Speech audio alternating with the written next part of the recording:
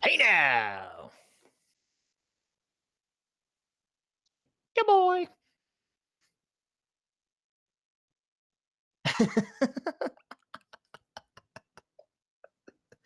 We're gonna talk about how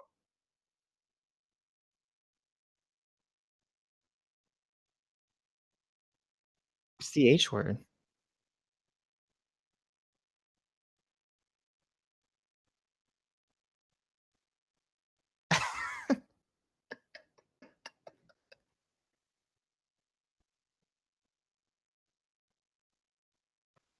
So, but before we start, we have to point out that you have a new desk and that we can see your shorts peeking up.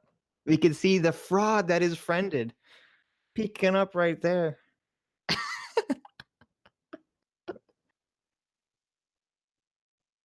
You could just put some pants on, you know?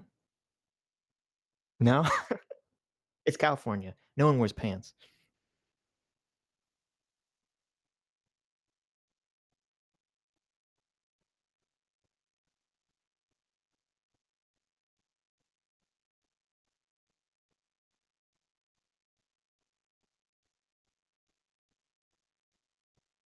So, apparently your audio is not working. Apparently your audio is not working. Yep. Yeah, everyone in the chat sent, and I'm playing it back. Can't hear your audio. It's all your fault, Adam. You fucked it all up.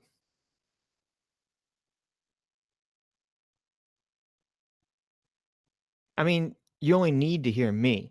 I am obviously the most important and special. Not like Adam. He's just a... You know why they can't hear you? It's because you're not wearing pants and you don't have a new desk, or you do have a new desk.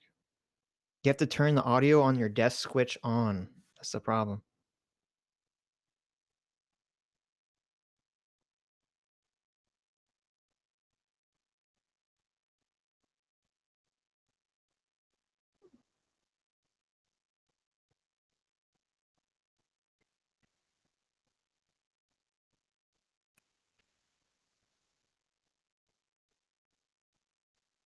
All right, hold on. We're gonna restart OBS.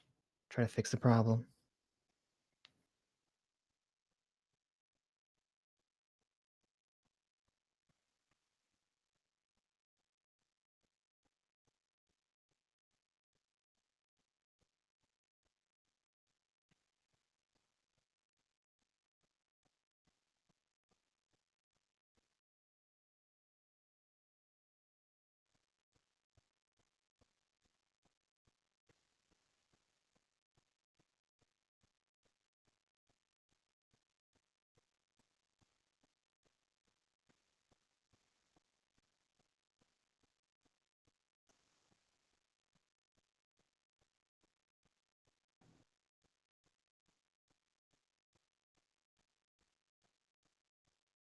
Yep. Testing, but I don't. My audio, I don't think it's. I still think my audio is not going to be work on this. The stream should be back, but your audio's not going through OBS. Is that the problem? I mean, it appears to be. It's working. Test. Oh, can you hear me? I saw something I can hear you. pop up. Testing. You say something. Did you hear me? Did you hear me in the stream? Hey, yeah, it's all working. Can they hear me? They can hear you. Everyone loves you. How do you know they can hear me? Because I have the stream open. What do you mean? Okay. Okay. All right. I said a bunch of really interesting stuff there that you guys missed. He said he hated all of you, and he's deleting his channel. And I see that we're 5 minutes and 53 seconds into the stream, so skip that opening part. Hey, everybody, it's your friend Adam. I don't know why. I mean, it doesn't appear to be... I don't know what happened, so... Anyway, we're back. Well, so... What do we... hold on one second, guys. We were talking about how you're not wearing pants. Yes, I have a new desk, and let's make sure that they can hear the video too. And since then has been fetishized as some kind of... All good? Can you hear the video? They're not there yet. What's that? Yes, everything's working. Everything's great. Okay. Shannon Q is upset. Woo. Back in the stream. Didn't want to hear you. I was gonna say in the beginning, I was gonna say that a lot of times people start streams and they wait for people to join the stream. They're like, well, let's wait till we get a bunch of people in here. And I completely despise that part because it's like it's being recorded. You know that, right? Right. People can back up the stream. You can back up the stream and you can listen to it at twice as fast and it catches up. So you're completely catched up with the stream. Well, you shouldn't listen to our stream twice as fast because you'll miss all the tiny little pearls of wisdom. Actually, you can listen to it at 2 times speed, but you have to listen to it twice. So you There you so go. you make sure you don't miss anything. That makes sense. So what the inspiration behind this stream, what was the my acting is not going to be as good this time. It was like so on the money last time. Oh my goodness. Look at Jordan Peterson tweeted out. Someone we know tweeted out SITCH's video here. What's this? For the 3rd time. Is it the 3rd? I mean, it seems like we're going on 8. Because This is I see it the 8th quite often. time that Peterson has retweeted this video I made. So Peterson, I guess, can we, since you responded to, I think you responded to this tweet. Is it still a secret that you... I didn't. I see. Yeah. It's not a secret. Okay, so we can talk about it, I guess. We can Go talk ahead. about the secret. Spill the secret. Here's the secret. Here's the sad story of my life. Okay, is that Jordan Peterson sent me a personal email saying get off the internet. That he wanted me to get off the internet and kill myself. Just said from Jordan Peterson, KYS. But anyway, so he wanted. Everything they've been saying is true about him. Everything they've been saying about Peterson is true. He's actually a secret Nazi, and he's like, "Oh, I don't want no Jew boy defending me." Anyway, so Peterson said that he wanted to take my video about the alt-right and him and put it on his channel, and if I was okay with that. And of course, I was like, let me think about this. Yes! Of course. I just wrote back, I put yes in all caps. And like the S just went on for like 2 pages. No way. So is that really? No, I did not actually do that. No, of course not. There's this thing called academic decorum. I don't know if you know. Yes, I am a well-known YouTube academic, PSA SITCH. But so I responded. I said yes, of course. Just give me, credit, put my channel in the description, and I asked, whatever. So he never responded back to that. And I was like devastated. I was like, no. And like 2 weeks went by, and I think I sent him another email, and he still never responded back. The email that I was crafting for SITCH to send was, yes, it would be fine as long as you'll do an interview with me and my friend. Hey, I was gonna bring that up. I was gonna once he responded, gonna try to push that in there. Once we got the dialogue going, exactly. I think it might be because your style is very anti-normie. Like the normies will watch this and they're just confused. They're like, "What's going on? Stuff is popping up everywhere. Sound effects." Right. Yeah. Yeah, but see, he could just say that though. He could just say, "Well, I've changed my mind." I mean. He's a psychologist. He's not going to say that. Are you kidding me? Come on. Well, see, here's the problem, because you said that, and I'm thinking like, okay, maybe that does make sense. He thinks you're but 13 years old. But then he retweeted the video again. He thinks you're 13-year-olds. 13. I'm 13 on the inside. Well, tweeting it out though. I had asked SITCH about potentially making a normie version, like a version that Rebel Wisdom would make. Rebel Wisdom is you know Rebel Wisdom's channel, right? He's a documentary filmmaker. Like it's very ready for television type stuff. I love your stuff. I don't want you to think I'm insulting you. I think it's great. Oh no, I completely understood that you hate me. Like and that you I am an artist and I like it just the way it is. Cuz I'm all about, F the man. That's my all the deep artistic themes in my videos. Yeah. No, it's a laugh a minute. Are you kidding me? I love it. So, but I do know, since on Think Club, one of the changes that I made on Think Club was trying to make stuff very normie oriented. And I think, it helps. People hate to be confused. People hate to be confused. They just hate it.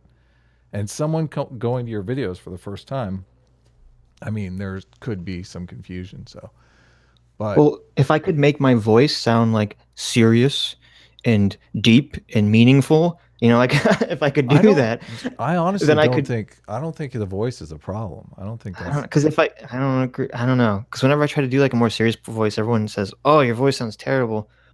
No, I don't think the voice is a problem. I think the voice. I don't know. Maybe I should try doing like a mouthy Buddha style video. Yeah, a mouthy Buddha style video would be. Yeah. Mouthy Buddha. Tell me, cats, should I make a normie friendly serious video? Tell me what to do.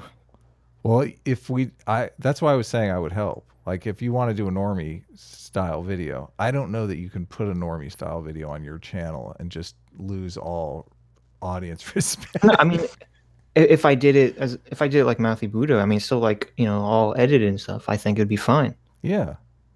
It's just if I did a normie video where it's just nothing. Your avatar is of children's nightmares. So, I mean, my avatar wouldn't be there is that. I mean, that's true. I need to make a friendly avatar to get the Fortnite kids to watch my videos. Yeah. I don't know. We're just speculating here, obviously. And we don't know that you actually communicated with Jordan Peterson. You might have communicated with I think his kids kind of run the show for him. That's my impression. Right. So. Who knows? And I think his kids are not really, I don't think they clean their rooms. So. Do you think I should send him another email? Or just forget it? Of course. No, I would continually try. I would send him a strongly worded email. No, I'm not doing that. I'm just kidding. I wouldn't do that. Dr. Peterson, I hate you. You didn't respond to my email. I'm taking down all my videos defending you. So now I know you are a Nazi. The thing that bugs me is that video doesn't have 500,000 views. And the only reason it doesn't have 500,000 views is because it confuses normies. Right. And I'm not using normie as a pejorative. Like you should, because it's terrible to be a normie. But you understand people don't like to be confused. Like if you put that on television, anything other than Adult Swim, if that thing rolled up on Fox News, everyone would like. Well, the old people would be rioting in the streets. They would be. What is happening on my TV? I know. They'd be like, oh no. The Russians hacked into the TV line. We got a super chat from Caffeinated Fiend. Thank you so much for the $5. I'm here to challenge Friended to a boxing match. I'm a girl, but he's from LA, so I think I can take him. I don't know. I've seen Friended in real life. He's pretty scrawny. I think you could take him. Well, I am packing, and my granddad always told me, if you're not cheating, you're not playing to win. So there is You're going to bring a gun to a boxing fight? Come on, I can't do that. No. Did you watch any of that boxing stuff? Of course not. Yeah. I don't give a shit. I didn't watch it either. We're the Jordan Peterson Internet Defense Force. When Jordan Peterson needs to box, then we get in the ring. There you go. So go ahead. For this stream, we're going to talk about 3 Arrows Jordan Peterson video. Yeah, I got it right. And the reason we're going to talk about his video is because he dared to insult my video under Jordan Peterson's tweet. I can't believe it. I am just, oh, look at this. Look at this. Look at this. Really telling that you engage with a video with 80,000 views, but ignore the video by ContraPoints, which currently sits at over 500,000. And then this asshole says, called the fuck out. Yeah. First of all, I must admit I haven't watched ContraPoint's video on Jordan Peterson. It's not that good. Mostly because I can't watch ContraPoint's videos. So I don't even know if we could do a stream on it because I feel like there's not enough substance to it. Yeah, what is it all about? I mean, it seems like he just nitpicks and then at the very end goes, "Yeah, Jordan Peterson's not that bad." So you have seen it. You were lying. No, I actually attempted to watch it. Oh, okay. So I'm watching it in like fits and starts. Right. You're just distracted by the wallpaper. Well, what is it about? It's about Contra sitting in a bathtub, and there's a Jordan Peterson like doll. That's where I clicked off right there. That's what happened. It's like I figure, okay, this has Jordan Peterson in it. I have to actually watch this. But then all of a sudden ContraPoints is in a bathtub and I'm like, okay, I'm gone. That's enough. You're such a transphobe. Oh my God. It just doesn't, it bugs me. So well, okay. It's very visceral. Contra has nailed down perfectly what I call the queer aesthetic. This was even before the transitioning. Right. It's like this specific type of lighting and storytelling and dialogue that, like, for some reason, very strongly resonates with women and gay guys. Mm-hmm. And I don't know why, but it does. As a heterosexual male, it does not. I'm not really his target demographic. I'm willing to accept that. So someone donated $5, Michael Morse, £5, and said, "Fix the chat on your stream." I don't know what's wrong with the chat. Yeah, I don't know what that means. Tell us in the chat, Michael, in the normal chat, what's wrong with the chat, because I don't know what you're talking about. Yeah, why do you think ContraPoints is so popular? Because it's the queer aesthetic. Mm-hmm. It's very popular. Is it the transitioning ContraPoints thing? What? Is it the transitioning thing? They said the chat isn't. Oh, the chat in the video isn't moving. Oh, I gotcha. As opposed to the chat, on YouTube. Okay, let me. But anyway, so Contra is. I think Contra's popular because she was popular before the transitioning thing, though I think that did give a big boost. But she's the only person, one of the few people on the SJW side who is somewhat nuanced with her opinions and views, and actually puts effort into the videos in terms of like trying to make them visually interesting and funny. Because most of the other SJW types, they just, it's like fucking Christy Winters or Michael Rowland's just, droning on at the fucking screen with like a static image or whatever. So it's kind of like Contra is the big fish in the small pond of SJW politics, in my humble opinion. All right, I think I fixed the chat. So I wasn't really paying attention to you. I heard Christy Winters and I figured, okay, I can tune out. I know. That's all you need. I'm just saying Contra puts work into her videos and the other people don't. But isn't that kind of propagandist? I mean... What do you mean? Well, I mean, if it's all aesthetic and no substance, isn't that propaganda? Well, I think there is. I think there's substance usually in most of her videos, just not the Jordan Peterson one. Right. It was the only one I felt like, oh, this is pretty. I mean, that one and the secret Nazi one, where she's dissecting a 4chan post, it's pretty bad too. Yeah. But the other ones are usually better. I'm trying to think of the last ContraPoints video that I had watched. Yeah, I do remember trying to watch that Jordan Peterson one now and being completely, because the voice thing really gets me too. so difficult for me to. That's because you're a transphobe. Well, it triggers me.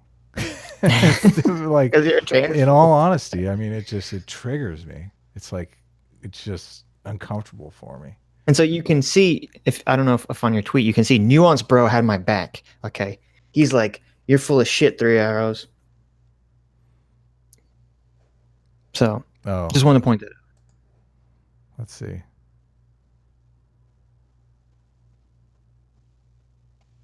Look at all these ContraPoints fans. 332 likes for that. Come on, guys. So the reason that I brought it up was, what would Jordan like hypothetically respond to? What do you? Oh, in that's a plus problem with ContraPoints. I mean, yours obviously. I don't think there's enough to respond to. Yours took hours and hours and hours of research. Right. ContraPoints video likely took hours and hours and hours of production design. Right. I mean, it's huge. It's like hugely different. Right. Yeah. It was all the time spent was in making it look pretty or funny. It wasn't in like research. Yeah. And it's also on a different topic too. It's what's so stupid about that tweet. Is they're not even about the same thing. Yeah. What is ContraPoints video on? Do you know? It's on Contra in a bathtub talking to a Jordan Peterson doll. That's all it is. So it doesn't have anything to do with whether or not he's a distasteful I human seem being. to recall there's some part about why Contra thinks the alt-right likes Jordan Peterson. I don't remember. But we're not here to talk about Contra's video. We're here to talk about 3 Arrows video. Yeah, exactly. So shall we hit the 3 Arrows video? Let's hit it. I want the yellow thing to go this time. It really bugged me last time. Well, the video is only like 20 minutes. It's not an hour and a half like Hugo and Jake. Oh, this is going to be a 4-hour stream. Don't think it's but I mean, it's not going to be like, how long is this video? Hello, everyone. Today I want to expand on something. Now, what is that accent? Is that German? He's German, I thought. Okay. Because I think 3 Arrows isn't 3 Arrows it was like a communist anti-Nazi political party in Germany at the time. I have no idea. 3 Arrows was the logo on the flag. It's a social democratic political symbol. I told Sitch before the stream started that my history, I remember the World War II history, but I'm shaky on it. So it's difficult for me to take firm positions on what this guy is saying. Well, before we start the video, someone in chat asked the most important question. Mm-hmm. How many tabs do you have open today? 1, 2, 3, 4, 5, 6, 7, 8, 9, 10, 11, 12, 13, 14, 15, 16, 17, 18, 19, 20, 21, 22, 23, 24, 25, 26 tabs. It's a new record. No, the other day I swear the other day you had like 70. Yeah. We need a soundboard. We need a soundboard. Why do you have so many tabs open? It's how I work. There's methods. There cannot be 26 things you have to have available for you at this moment. I lean towards chaos. Let's just say. Okay.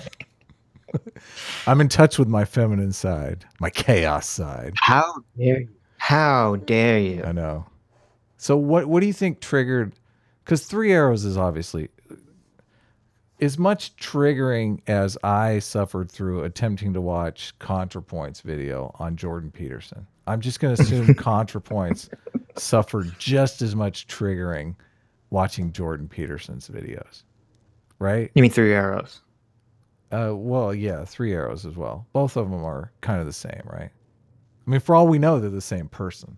Well, Contra is not a communist, I don't think.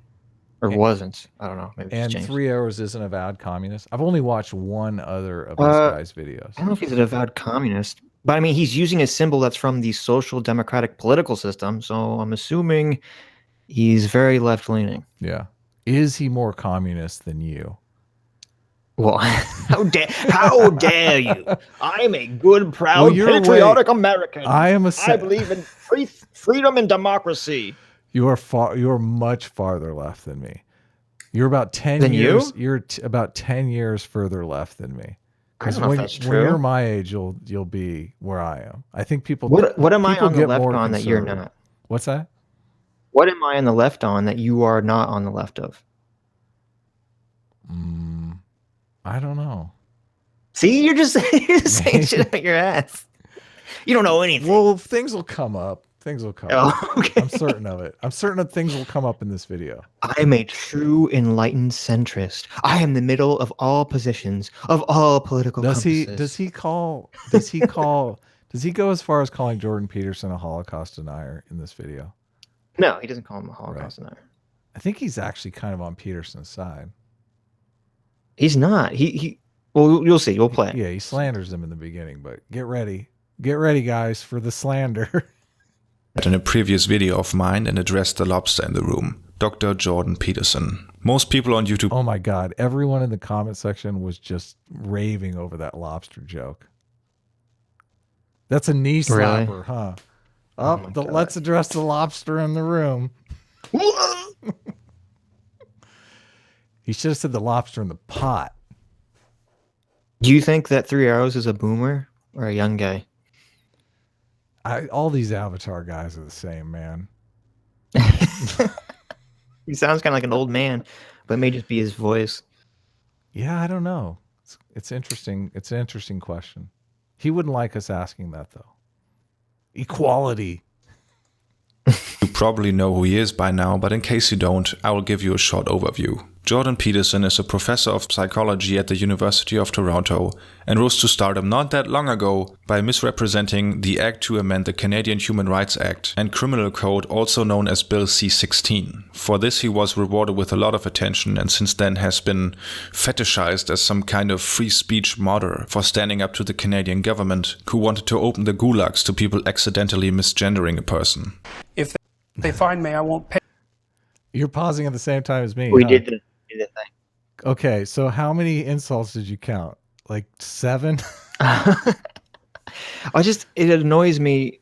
They always say this. They always say, "Oh, Jordan Peterson misrepresented the Bill C-16," and it's like he had his own college have their lawyers. The college's lawyers sent him a letter saying that he can't talk about what he's talking about because they think it's violating the law. Doesn't that interfere with his free speech a bit? Just like a tad? Yeah, like it's so obnoxious and stupid. Yeah, it's a narrative. It's so funny how these groups form. They form around a narrative, and then just everybody parrots that narrative.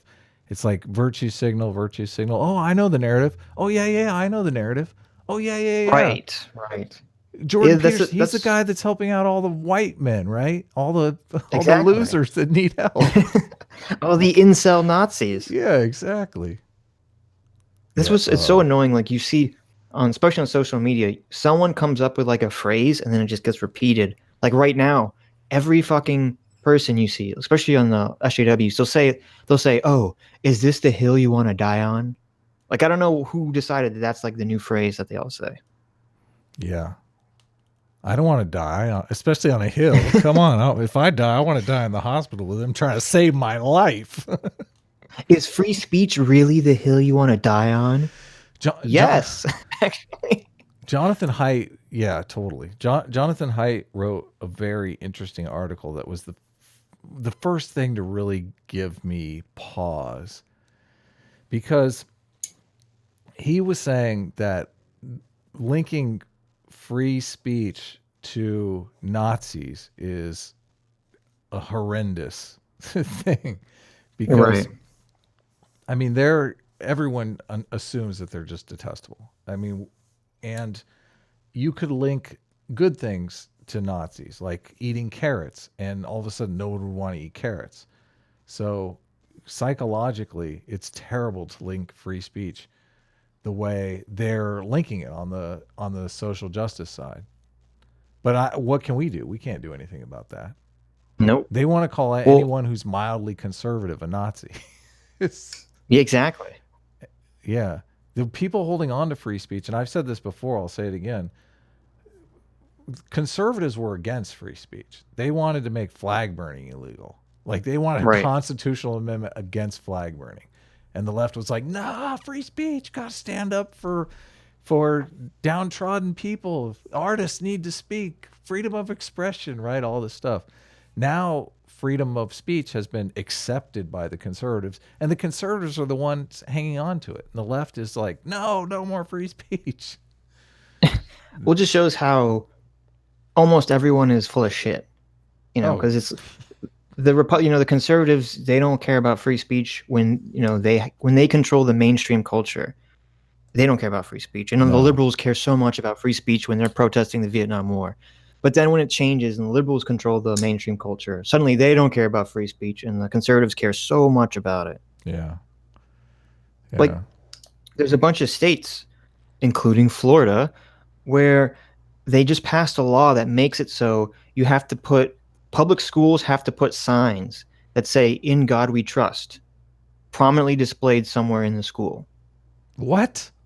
Yeah, isn't that fucking crazy? Yeah, that is crazy. Whose idea was that? It was funny because actually in Florida, it was a Democrat who came up with the idea. But then the Republican governor and Congress signed off on it.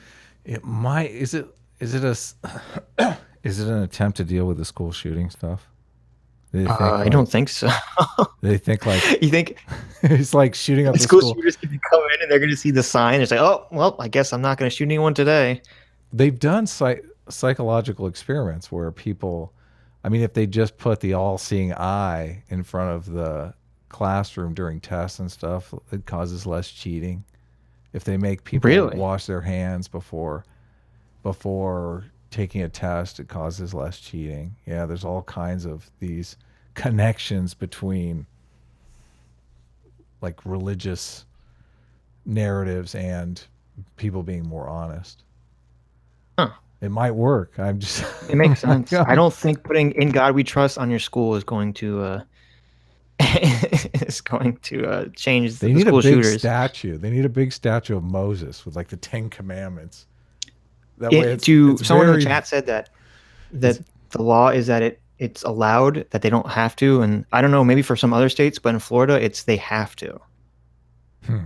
Interesting. So that's definitely a violation of the First Amendment. If a school shooter is actually stopped by the "In God We Trust" sign, that's going to be all over Fox News.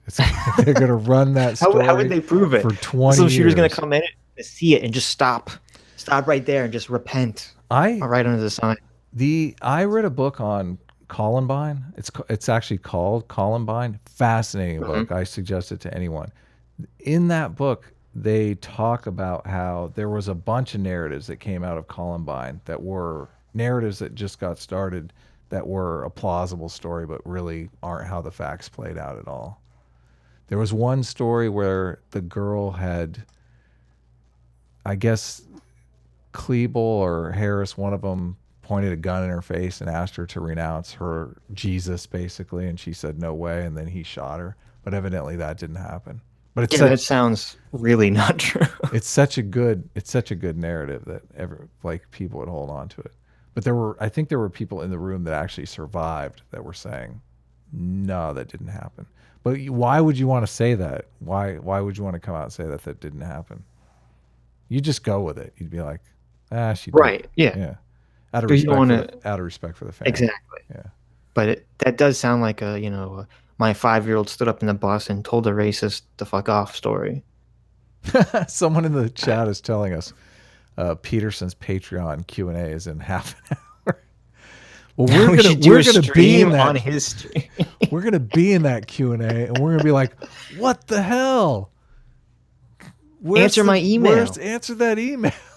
Yes. If anyone is a Patreon of Jordan Peterson, you better send him an email saying, "Why didn't you respond to PSA Sitch's email?" The question is, why haven't you responded? So this is obviously well poisoning / virtue signaling to his audience. His audience is eating this up. His audience hates Jordan Peterson, correct? Right. Well, to be fair to him, I mean, it's well poisoning in him saying that Peterson was being dishonest about the bill. So Yeah. Frivolous. Gonna throw you in a gulag. I think Right. here, let's see what this clip says. pay it. If they put me in jail, I'll go on a hunger strike. I'm not doing this. And that's that. With his See, he counteracts his claim with his own clip because he said in the clip, I remember it was one of the 7 insults he threw out. He said that you would be thrown in a gulag for misgendering someone. And then he plays a clip where Jordan Peterson says, the guy asks him, you won't, the guy actually, I've used that clip before. He reads a thing that says all the things that could happen if you get caught misgendering someone. You know, right. reprimand at work and a fine. And Jordan's response is, well, what happens if I don't pay the fine? And obviously the answer is they're going to come throw you in jail is what's going to happen. Right. Yeah. They're going to, eventually it's going to come down to a warrant for your arrest, and they're going to take you in and they're going to arrest you, which is basically throwing you in a gulag for misgendering someone. So sorry, 3 Arrows. I like how you contemptibly say that. 3 Arrows. Do you know anything about this guy other than he calls you out on Twitter? I saw a couple of his videos, but I don't know anything about him. He's on your communist playlist. He's on my communist bullet. No, he's on my "How dare you insult me on Twitter" in front of Jordan Peterson playlist. Yeah, exactly. recent best-selling book 12 Rules for Life, An Antidote to Chaos, he's also become the savior of disaffected young males with messy rooms. His main work, however... Oh my God. Oh, please. Sitch, how's your room over there? Clean? No, not even a little. I know you're not young. are his lectures, all of which can be found I was online 13. and have now also gathered a significant fan base. There's one thing that stands out when talking about Jordan Peterson's fan base, and that sometimes earns him some uncomfortable questions. Maximox says, thoughts on the Jews? Thoughts on the Jews? Well, the first thing I could say about Jews is that a lot of my friends happen to be Jewish, and okay, all right, what the hell? Address the Jewish question. That's a hell of a thing to ask. Could Jewish individuals use their position of power to seek out revenge against places like Europe and Russia that have a history of expelling Jews? Hold it. Namely that he seems to attract a lot of people from the fringes of the right, although he is very opposed to the political views of said fringes. His, let's say, more moderate fan base seems to have no answer for why that is, and So, do you think... Yeah, Jordan Peterson's been Sitch, doing tell this us for about what? the Jews. What about the Jews? Well, we're obviously God's chosen people. Show us your newsletter. And everyone's just jealous that God has given us free reign over the earth. I mean, look, sometimes you just have to accept that other people will control you. Know your But look, place. Know your place. Exactly. Look, we Jews have everyone's best interest at heart. We're going to keep the planet going. Don't worry. You just have to pay a little extra. That's all it is. Just pay a little extra. It's not that bad. Oh my God. But anyway, I mean, Jordan Peterson's been doing these speeches and streams for like 2 years now. Oh my God. Like, I just how thought many of the hours- greatest idea in the world. What? He called you out on Twitter. He doesn't even know you're a Jew. He's technically being anti-Semitic, and he's German. Are you saying Mate? 3 Arrows, secret Nazi confirmed? Totally. Are you Booyah. kidding me? Does he even know that you're Jewish? This is Oh, he breaking doesn't. news here. Oh my God. We found the anti-Semite. Found it out. We found the crypto-fascist Nazi. I'm sorry, I interrupted you. But, I mean, look, if Jordan Peterson's been doing how many thousands of hours of video and content and streams on YouTube, and how many fucking speech engagements has he done? For 2 years, he's been doing this. To pick out like 4 clips of people asking about the Jewish question, like, how is that representative of anything? Yeah, it's not. It's called cherry picking. Right. It's just stupid. Why are people interested in that? One of my most popular videos is him answering that Jewish, well, it's not really the Jewish question. I don't know how they worded it, but it was kind of that. And he actually gave a good answer. I was going to do a meme of it because he started talking about how smart the Ashkenazi Jews are. And I was going to use your avatar with the big sad eyes. Oh, Like it's like so full of compliments. But Put a big brain on me. yeah, exactly. Like your brain totally growing. But I had someone also in my comment section recently commenting on that video and saying, "Oh, I'm Jewish and like my cousins are idiots." Like, I know so many dumb Jews. We're like, this is Right. totally wrong. That's the Well, there's a big difference between like IQ intelligence and common sense. yeah. I know. Just it's ridiculous to judge an entire group. I mean, sure, maybe Right. they have an average. Like Right. how are you? You can't judge individuals on the average. Right, because if that's the average, that still means that 50% are below it. Yeah, exactly. So it's a huge number of stupid people. Yes. So That's what's so laughable about the alt-right whenever they bring up the IQ scores. They're not going to like kick out all the dumb low IQ white people. but there is a conspiracy type theory going. Mhm. Why do you think these people do ask Jordan Peterson? I think because So, when Jordan Peterson first comes out, okay, he's attacking the SJWs, mhm. and they look at him and they say, "Is he our guy or not?" Oh, So yeah. asking him the Jewish question is like the purity test. So it's the exact same thing when the anti-theists come out and ask him if he believes in God or if Jesus Right. walked on the earth. It's the same thing for them. They're just like Exactly. they're so wrapped up in the question: is he one of us? Yeah, that's Well, it's like makes the sense. article you showed me before the stream. Where it talks about how humans evolved to use group identity to figure out problems, Mm-hmm. and it's like most people, when they listen to Jordan Peterson, they don't want to like listen to the actual words he's saying and conceptualize them based on that alone. They want to say, okay, I need to know where he's coming from. I need to know what group he belongs to before I can form an opinion about him. Yeah, cool. So that's why. Sorry. We got a super chat. I wondered if the chat froze again. God, we're having all kinds of problems today. Super chat from Louis J. Rivera for $5. Just to donate, I had to use a VPN to do it. Apparently, YouTube doesn't let you donate from Puerto Rico. Yeah, Huh. that's racist right there. That's super weird. I wonder. Well, thank you, Louis, for Yeah, thanks. going through the trouble of using a VPN. That's weird that it does. I don't know why it would do that. That's very strange. So, shall we continue on the thing? Yeah, hit it up.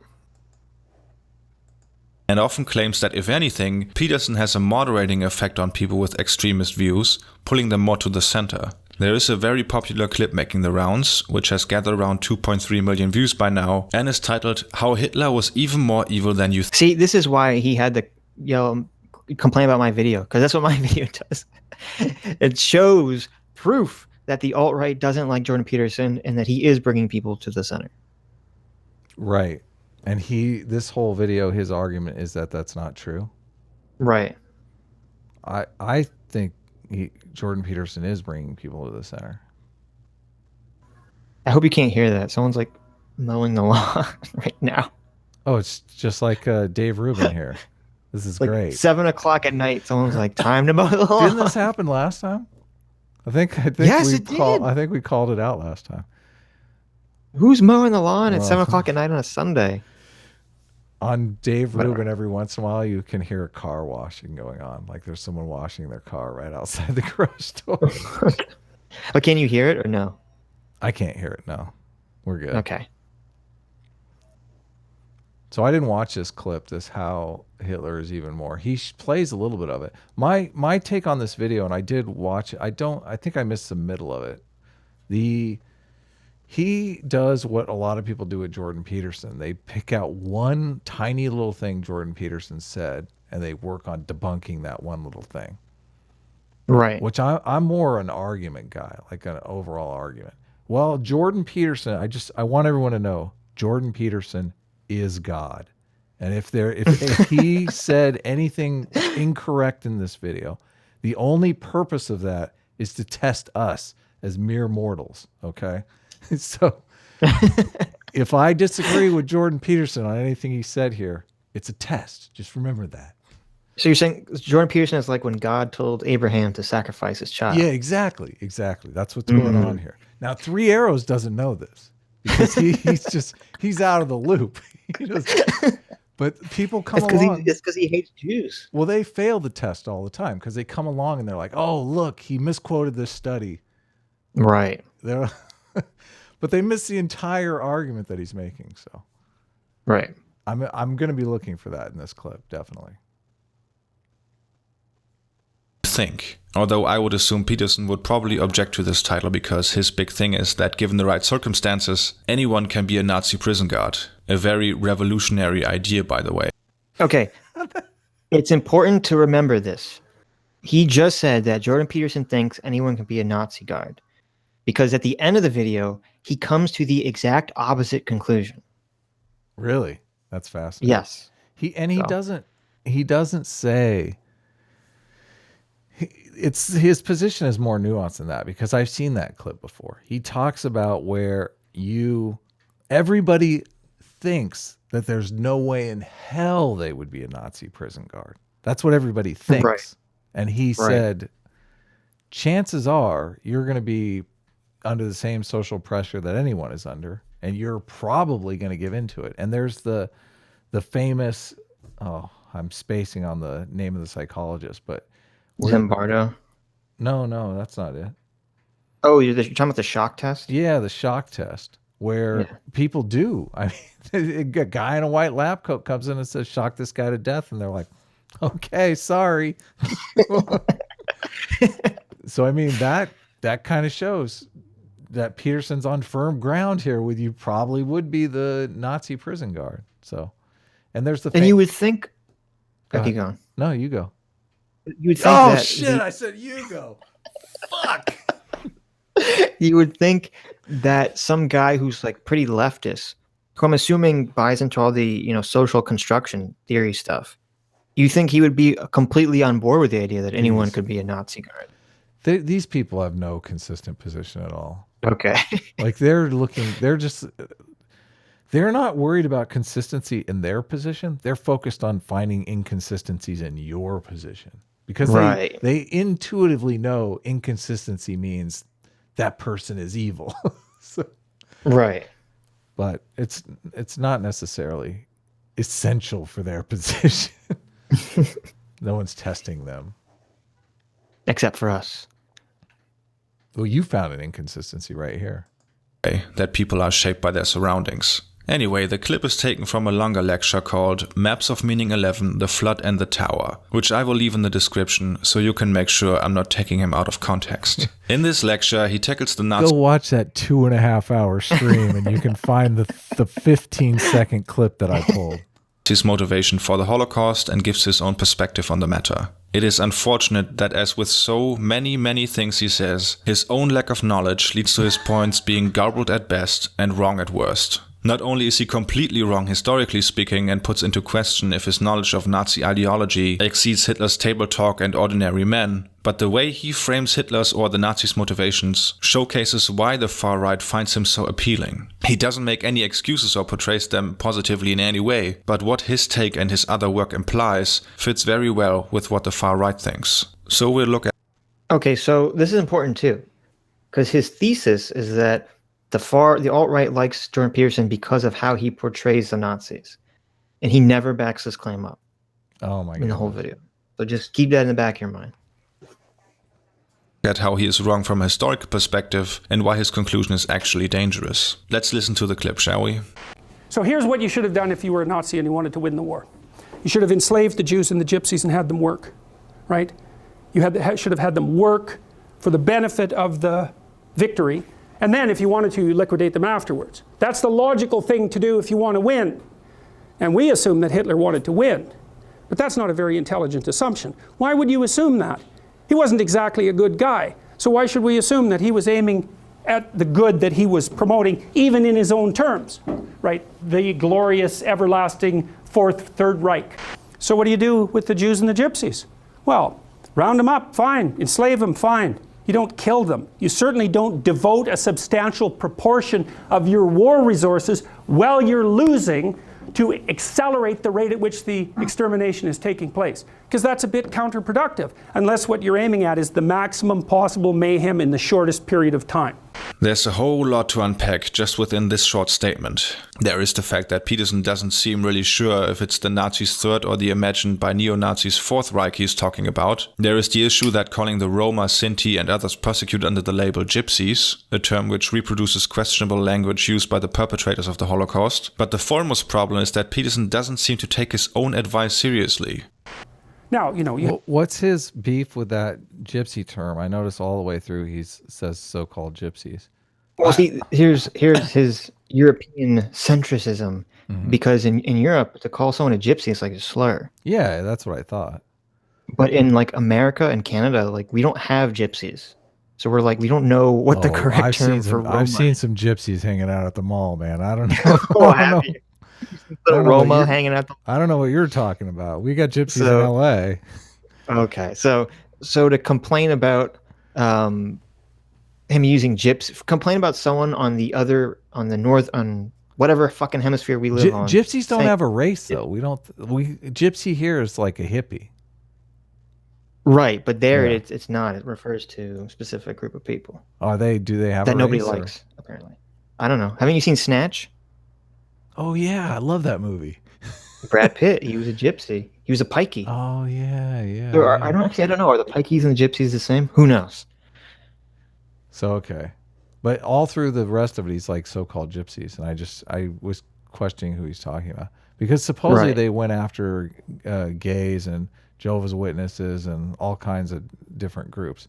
And I don't know your take on this, but I'm glad I said the part about Jordan Peterson testing us, because I don't necessarily know if I agree with Jordan Peterson here, because, and I'm shaky on the history myself, but just I look at this stuff through selectorate theory. So what Hitler was doing was in effort to stay in power, and a lot of times these dictators get into power, and if like I'm under the impression they were taking their stuff at the same time they're killing the Jews. So but is that motivation there? Right, but I think when you watch the full 4-minute clip that he's talking about, he's saying he's not saying that he's saying that if you want to win the war, right, that you would round up those people that you're labeling as evil because you want to unify everyone against them for your own political purposes. And you round them up and you steal all their stuff, like you said. You take all their stuff and then you just make them slaves and make them work for you. Right. And then when they die, you don't care. Didn't that happen though? I mean, weren't those labor camps? That did it. Well, but that did happen. But then at the same time, actually, at certain points in the war, they would actually they would kill most of the people. They wouldn't actually even put them to labor. They would just get off the train and then just send them to be killed. Right. Right off the bat. That sucks. So what Peterson's point is saying that you can see how evil Hitler was, and that he wasn't even trying to pragmatically conquer Europe. Because if you were pragmatically trying to do that, you wouldn't waste all these resources trying to round up and kill people. You'd spend more of your resources trying to win the war. Yeah. And then you can once you win the war and control everything, then you enact your ethnic purity. Right. So Three Arrows has a better strategy then. Three Arrows is like, I've read The Art of War. I know what you do. Well, no, he's just saying, well, Jordan Peterson's saying it, so it must be bad. We got a couple super chats. Pope Hog for $5 says, Jordan Peterson is God. Friended doesn't believe in God. Friended doesn't believe in Jordan Peterson. QED. I got to hand it to you. That hurts. Friended, blown the fuck out forever. You want to read the other one? How are you going to recover from that? Make sure you pronounce it correctly. That's just your channel. It's not my channel. Why the fuck do I care? Darth Faggot for $10, who I think has given us money before, because I remember this conundrum happening before. What's up, Darth? Good to see you. It's an elephant. If everyone is full of shit on frozen peach or free speech. What matters that everyone can fuck with each other. We are the true Neos. That's very true. You are the true Neos. If you're watching this video right now, you are special. You are an enlightened individual, far smarter and grander than anyone else. Or you're a Three Arrows hate watcher. Or you're that. In which case, ban those people, man. I see some moderators in there. Kick them out. All right, we're about to learn something. I can feel it. You feel it. Jordan Peterson, he's got the hand motion. He's ready to lay some truth on you. Do you agree, have to use do you agree with what Jordan Peterson said? Where are you at? Yes. Okay. About what? About Hitler just being a maniac. I don't think he's saying Hitler's a maniac. I think he's saying, but you see this with almost everything. People, in almost any movement, people aren't acting pragmatically to accomplish their goal. They're typically acting emotionally. Yeah. I also read that he was addicted to crystal meth. Have you ever read that? I never heard that. Really? Maybe it's. Maybe. I don't know. I'm not a Hitler historian. Everything makes sense if you know he's addicted to crystal meth. I mean, that's everything true. There just you go. clicks into place. It's like, yeah, okay. Right. I don't even know when did meth come to exist? Supposedly, I think the Nazis invented crystal meth, and they were they were using it for their pilots and whatnot. Yeah. Huh. Even today, our jet fighters don't get in a cockpit without taking a methamphetamine pill because it increases reflexes. It's like you're flying a jet, for God's sakes. Yeah. Interesting. Yeah. So it says it was discovered in 1893. Okay. Doesn't say where. Something said Japan. It was invented in Japan. Oh, figures. Yeah, Japan. Figures. Fucking Japanese. That's why they make anime. Like everyone's on meth. Kamikazes, right? I mean, come on. Yeah, though. I mean, this was way before that. I have read that Hitler was addicted to crystal meth. I've also read that Hitler had a micro penis. All this stuff, like if you combine those two things, everything, like all of history is clear. But I don't know if it's true or not. This article. Go ahead. The article's saying that both sides use meth for their soldiers to keep them awake. Yeah, I read a book, A Long Way Gone, about a child soldier. I always space on the author. But he was a 10-year-old soldier in Sierra Leone, and he said they constantly did brown, which is gunpowder and cocaine mixed together. Why would you mix it with gunpowder? Well, because you're a badass, obviously. I mean, it sounds terrible. I know. It doesn't make any sense to me, but they're snorting brown all the time, which is gunpowder and cocaine. And he's a firsthand witness of this. He killed a bunch of people over there. It's crazy. That book is completely, I mean, it's gut wrenching. So the idea of drugs and war makes total sense after that. Oh yeah.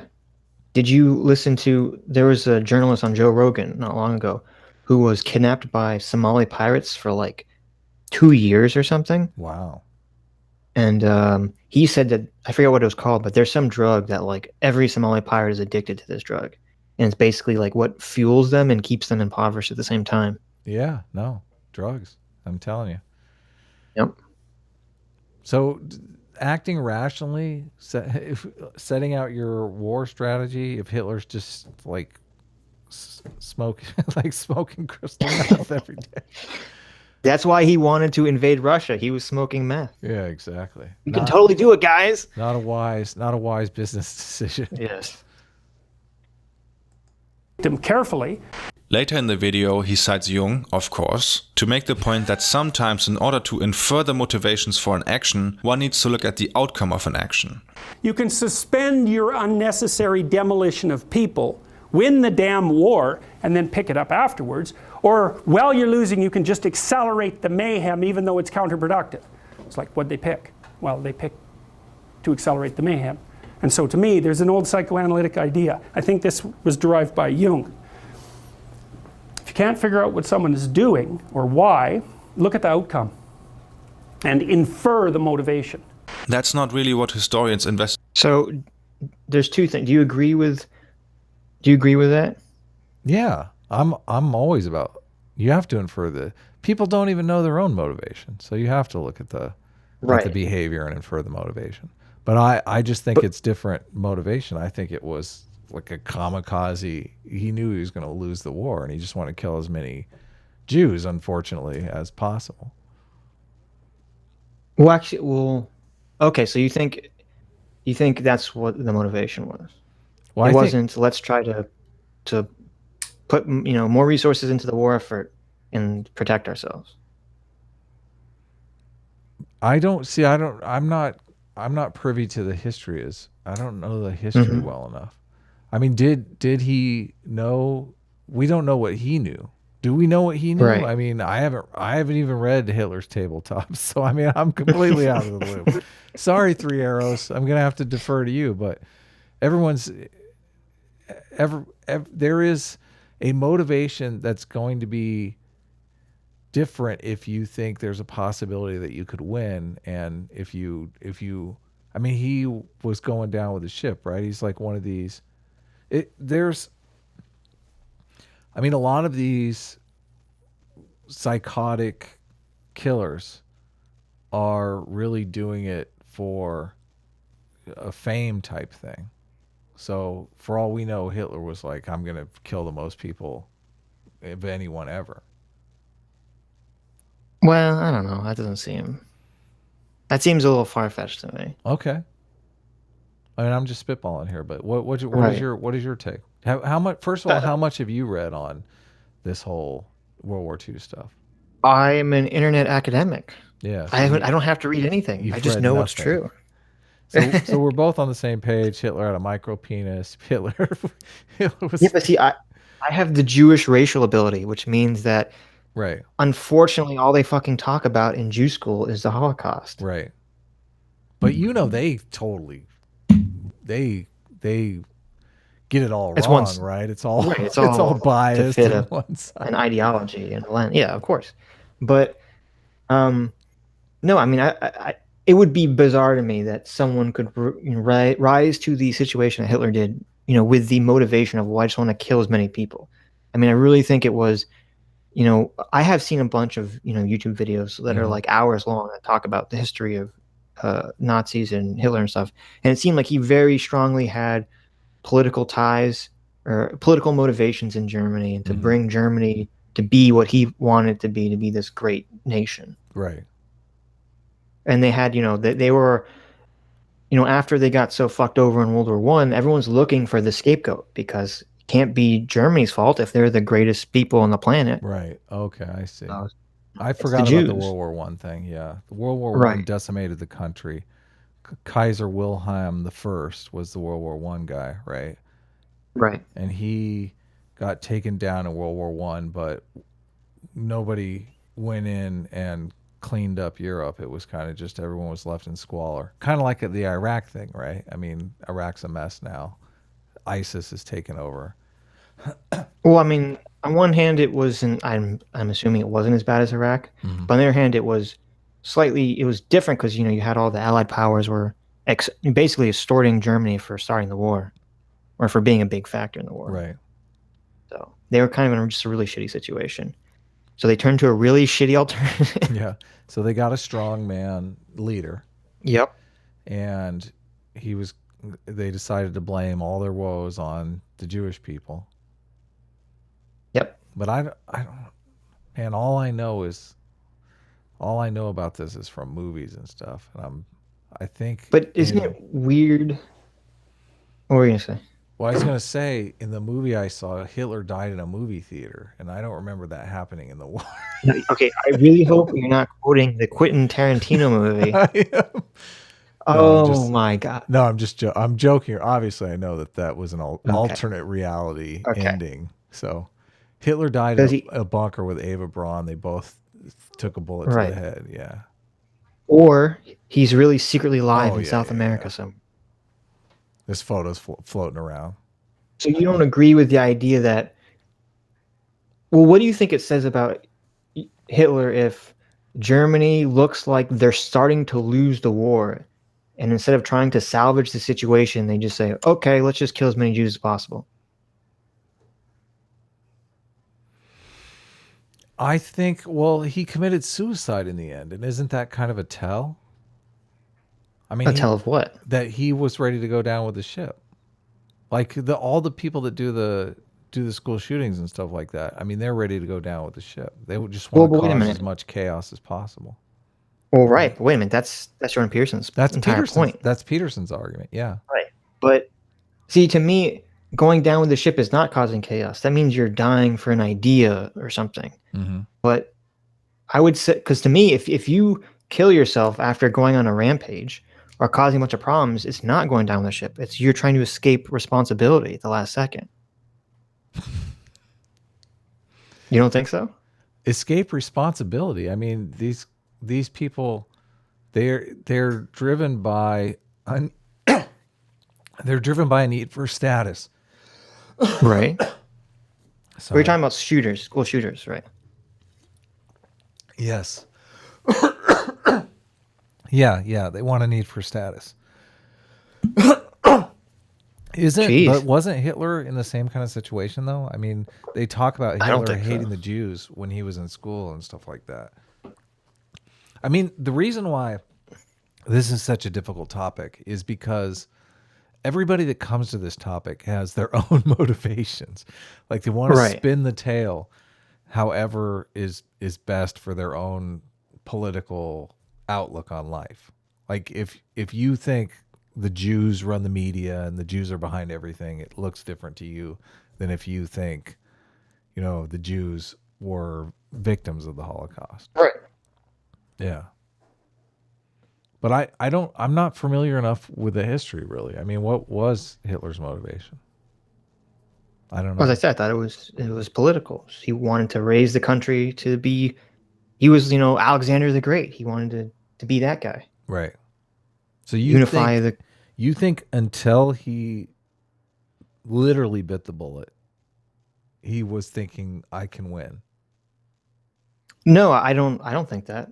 Mm-hmm. What I'm saying is that if Hitler was acting, what I think Jordan Peterson is saying is that if Hitler was acting pragmatically and acting logically according to trying to take over Europe, then it doesn't make sense for him to start increasing the resources towards killing Jewish people and gypsies when they're losing the war, as opposed to diverting that resources to preventing them from losing the war. Right. But it all depends upon if there's no way you can win the war.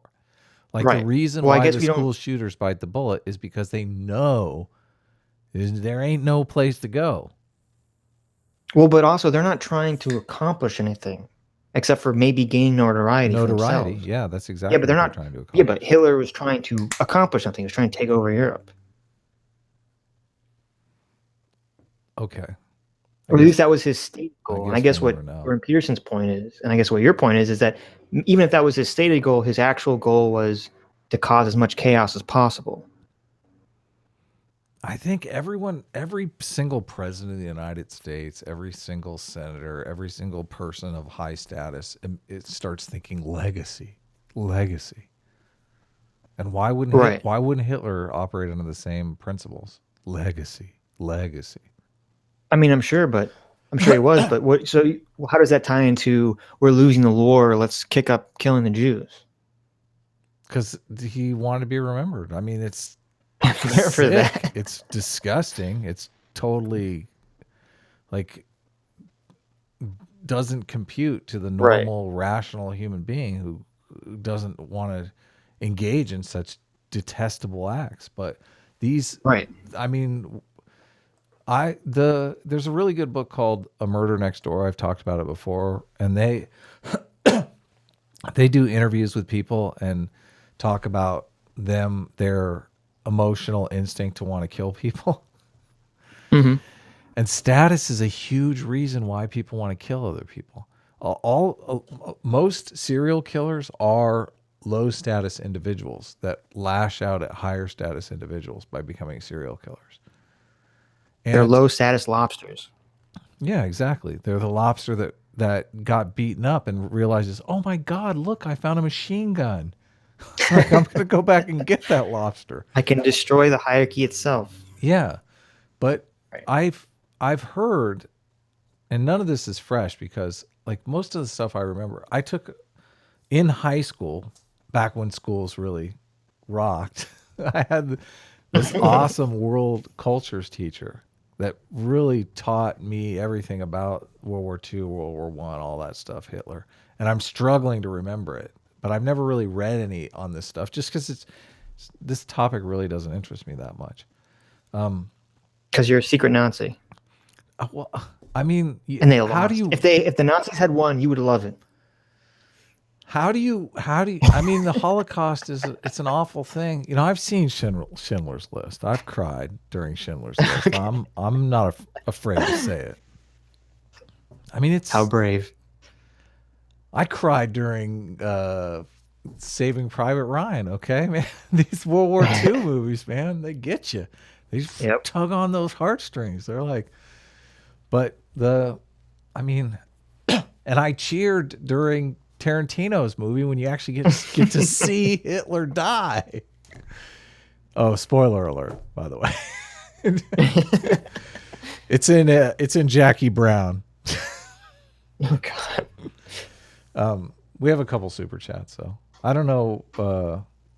Neither one of us really know. It seems like neither one of us know much about World Well, War II I think history. the problem, both from Three Arrows and from Jordan Peterson, if we want to dissect the statement, is that they're not bringing facts. They're not saying, oh, the Nazis upped killing Jews at this specific time period, Right. and you can see in this specific time period they were losing. You know, they're just Right. kind of giving general statements. And you know, for Peterson, I guess I would, because I'm a Peterson fanboy, I would say that that's acceptable because he's just in class and he's just talking about this general idea.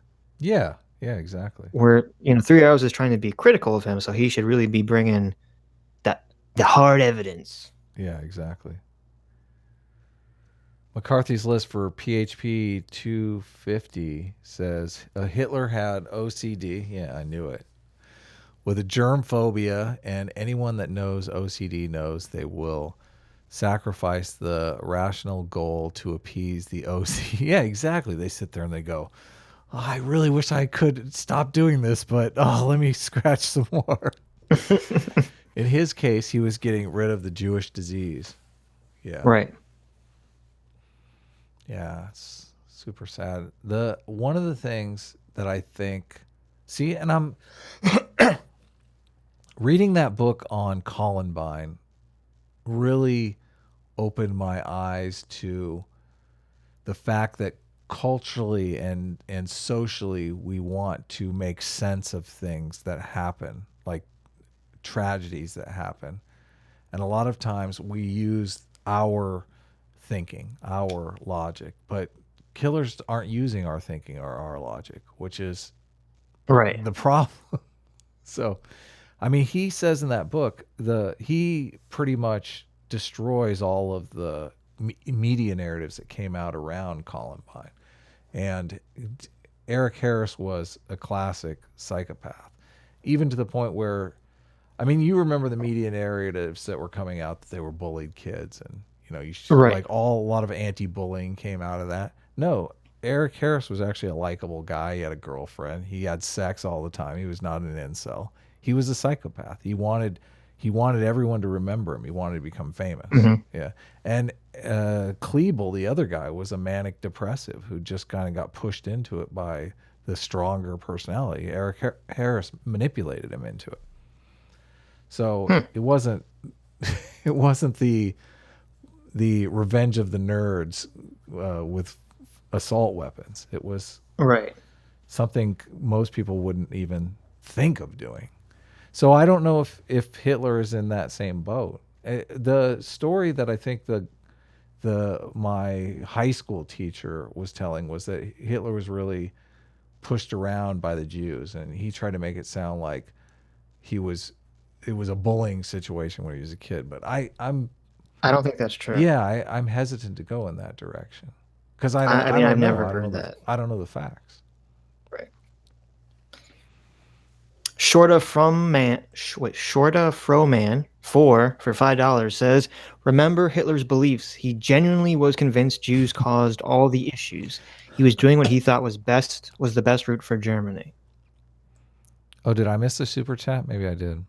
Oh yeah, you got it. So, yeah, like I understand that. I guess what I'm getting is that Peterson's point is that even if he generally believes that while you're losing the war, it would still be better to allocate your resources towards that. Yeah, but towards winning the war. There are tons of people that are irrational about the Jewish conspiracy, though. Of course. And I mean, the Jewish conspiracy for me is not a conspiracy at all. It's just that, like, they're an insular community. Jonathan Haidt talks about it in his book, The Righteous Mind, how Orthodox Jews kind of control the diamond market, which anybody from the outside would say, oh, it's a conspiracy, right? Well, the thing about diamonds is diamonds are very easily stolen, and like the security and monitoring costs for diamonds is off the charts. Mm-hmm. So if you have an Orthodox Jewish community where everybody trusts each other, and like you can give your friend $65 million worth of diamonds to just like take to his shop, right? Then you think about the shop that doesn't have that trust. Like they have to hire an armored truck and they have to like sign. So you're saying that religion provides secular utility? Yes. Yeah, big time. So a lot of people don't seem to realize this. And even in the, I mean, I've seen this working on movies and stuff. When you work on a movie, you must only have reliable people. And I don't know if you know this, but artists, they're a tad flaky. They really are. So it's really difficult to get someone. I mean, that's like the unicorn, the person that's really creative and really punctual. Right. So, I mean, if you're going to want to continue to work with the same people that you know that you can trust is a huge part of the equation. So it seems very logical that if you were in a high risk situation, like transport, dealing diamonds or making movies or any of these high risk jobs, you'd want someone that you trusted. And the people that you trust most are the people you go to church with, the people that you go to synagogue with, people that you both have a belief that if you wrong the other person, God is going to hit you on the head with a hammer. It's like, doesn't that make total sense? Oh yeah. So I want to be clear to everyone in the chat that Friended is saying that if you work a difficult job, you should convert to Orthodox Judaism so that you can trust your Jewish neighbors to help you with your job. Don't you? I mean, don't you trust? I mean, I don't know how many people grew up religious or not, but if you grew up religious, I mean, I feel like I always can trust Christians because I grew up Christian. I feel like I know where they're coming from. Catholics, I don't know. They might grab your pee-pee, but like, watch out. I'm just playing. I know I have Catholic listeners. I'm joking around, but does it seem like a conspiracy now? Does that make sense? I mean, no, yeah. What you think? Other people will call it nepotism. Oh, I see what you're saying. Yeah, I mean, yeah. I don't know enough about. I think that makes sense maybe in the diamond thing. I'm not sure how much that goes into the film industry. Mm-hmm. There's a lot of Jewish people in the film industry. Right. But I don't know. I think also with the JQ is that first of all, you have a religion that promotes arguing and study, which means that like way back for thousands of years, the people in that society, in that group of Jews that are going to succeed the most and have lots of babies are going to be the people that are best at studying and arguing the Torah. So you're already kind of evolving a population towards high language intelligence. Right. And then on top of that, you have in Europe a lot of countries would force Jews to not be able to own land and to be moneylenders, Right. because Christians couldn't be moneylenders. So it's like, it's kind of funny. It's like for Jews, you've had like thousands of years of environmental evolution, like pushing them in a direction where they would evolve in a way that would actually help in Western society by accident, Right. by kind of growing this language intelligence skill. Yeah, cultural evolution. Right. Yeah, but So so when people talk, I don't know how you can blame the Jews for this though. Like that's where that's the disconnect for me. Sometimes people, the Jewish conspiracy seems to be blaming the Jews for something that's just cultural it's just evolution. the same as anything. It's that's the problems in our life are not our fault. Right. So you need someone else to blame. I mean, I'm a bad Jew. I'm not like a practicing Jew, but I've never like interacted with someone who's like, "Oh, I'm Jewish too. Let me help you." Like in life, like Really? that's never happened to me. No, surprisingly, that's never happened. It's the same thing with white people. Like the white privilege thing is kind of the same thing. Right. Like I don't see a guy walking down the street and go, "Oh, white dude." Hey, we have the white person handshake, the white male handshake. Right. It's so funny. It's so funny. All right. Anyways, back to Three Arrows. Back to Three Strawmen. Investigating the Nazis and the Third Reich, or any period for that matter, do. Not just because not every action might produce the outcome desired by the historical actor, but also because, and this is something where Peterson should probably have listened to some postmodern theorists if he had read them, presents the massive danger of projecting your own cultural and social assumptions and rationalities back onto historical actors who, due to difference in historically formed discourse, might operate under entirely different assumptions and rationalities. which is what Didn't Three he Arrows just is doing to Jordan Peterson. Oh, totally. Yeah. Case in point, Jordan Peterson asserts that in order to win the war, it would have been more beneficial to round up and enslave Jews and so-called gypsies rather than to kill them. This represents a fairly abhorrent application of capitalist logic of valorization and exploitation. Isn't that like retarded? He said that. It's like, of course it's abhorrent. That's the point. He's talking about the Nazis. But he's not saying this is a good thing. Isn't he making a connection to capitalists? Like this greedy capitalist wants. Right, Like that's he's exactly saying- what he's saying. He's saying Jordan Peterson's a greedy capitalist. Jordan Peterson wants to enslave everyone. Well, he's saying because Jordan Peterson is a capitalist, he would think it's logical to enslave people and make them work.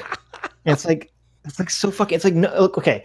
Well, I don't know what the fuck he's talking about. Like, if you're trying to conquer a region, it makes sense for you to enslave the people you want to kill off before you kill them off. I mean, that's what every culture has done since like the beginning of time. That's what the Romans did. That's what they all did when they wanted to take over shit. They would just enslave people that wouldn't comply with them. Long before capitalism. Long before capitalism. base assumptions our society and the society Jordan Peterson operates under, the mass enslavement and economic exploitation of millions of people represents an understandable, a logical policy. Doesn't it? Yeah, basically. It's abhorrent, but it's logical. Leaving aside for now that the Nazis did exactly that in addition to mass murder, the problem begins when Peterson juxtaposes this supposedly fine logic with what he asserts the Nazis' real motive for their actions was: mayhem, and getting into the metaphysical Jungian drivel, the mark of Cain. Or are we going to attribute to Hitler the highest possible motives? Say, no, it's an archetypal manifestation of Cain. Now, he's going to put up a front that says, well, I'm your savior. It's like, well, destructive people think that Cain is their savior. The reality is simpler, yet more complicated. Do you know the Cain analogy? I'm assuming he's talking about what we were talking about earlier. About how Cain's the Old Testament, isn't it? You should know the Cain stuff. Come on. No, I know you I are know, a terrible obviously, Jew. Jesus. I know who Cain is. That's not what I'm saying. I'm saying it's what we were talking about earlier. I don't remember Jordan Peterson's video on Cain and Abel. I saw it a long time ago. What I'm assuming in relation to the Nazis and what he's talking about is because Cain killed Abel because he was jealous of Abel's exactly perceived success. exactly. So that's what all Peterson's that's the saying. point Peterson is making. He's saying Hitler was Right. jealous of the Jews' success. Which exactly was what we were just talking about. Exactly. And see, but this shows to me like I don't know if I don't think it's maliciousness or if it's just kind of like shitty video making from Three Arrows' point, because he doesn't explain what the fuck Jordan Peterson is talking about when he says the mark of Cain. Yeah. He just lets it go, but he probably doesn't know what he means. Right. Well, as he said, he thinks it's some Jungian drivel. Jung didn't write the Bible. I don't know if he knows that. Are you sure? I mean, it would make sense. Jordan pretty Peterson sure, likes to quote yeah. the Bible all the time. It would make sense that Jung wrote it. As Sam Harris would put it, the Bible was written by the creator of the universe, okay? Oh, okay. As Sam Harris would put it, huh? It's so ironic when Sam Harris says stuff like that, because if you think of the idea that the Bible evolved via cultural evolution. What, is someone talking to you? No. If you think of how the Bible, like Jordan Peterson is saying, the Bible evolved through cultural evolution, then the creator of the universe, which is evolution, did create the Bible. Well, you could say, I mean, I don't know. You could say everything is everything humans produced is a creation of evolution. Yeah, we're a exactly. creation of evolution. Yeah. There's a really good book, Parallel Visions in Light, Space, and Time, where he lays out all of the artwork that is famous and how that artwork predicts developments in science. And that's why it's famous, because the artwork, like Cubism, predicted Einstein. And so that's why people latched onto it, because it was memorable. Einstein came out with the theory of relativity that space and time could be fractured, and Cubism basically is the fracturing of space and time. Oh, I don't know. Yeah. Cubism. We have a Darth Pahaggett has a $5 super chat. You want to read it? What's Killinger? I am Killinger, Dr. Henry Killinger, and this is my magical murder bag. It's awesome. A character from Venture Brothers. Oh, really? I was watching Venture Brothers just the other day. It's a parody of what's the guy's name? The Nixon's foreign advisor guy. There's some Henry Kissinger. My wife has some way of watching Venture Brothers just on a loop. Like there's some channel that's just. Do you know this? Maybe you don't have. No, I mean, it's on Netflix. I assume. I don't think it's on Netflix, but there's some secret channel that gets the secret Venture Brothers. I'm serious. It's like every season and you can't pick, but it just runs them back to back commercial. Do you have Hulu? Maybe it's Hulu. Maybe it is Hulu. I don't know. I don't know these things. The reason I've read all these books is because I never watched Game of Thrones. I never watched Westworld. I've never watched. The dragon one is Game of Thrones. Yes. All these shows everyone talks about, I never watch. Game of Thrones is terrible now. And Westworld was always terrible. So look, we can see the yellow now. We're almost a third of the way there. We're going faster than Hugo and Jake. I mean, we're not actually going faster. It's just the video is significantly shorter. We're doing the Hugo and Jake after this, right? Yes. We're going to do an entire Hugo and Jake hour-and-a-half long stream. We didn't say anything about the Hugo and Jake, how my video blew their video out. Oh, that's right. You already tell everyone that who doesn't follow you on Twitter. I tweeted out that Hugo and Jake's their videos are continually dropping off in viewership.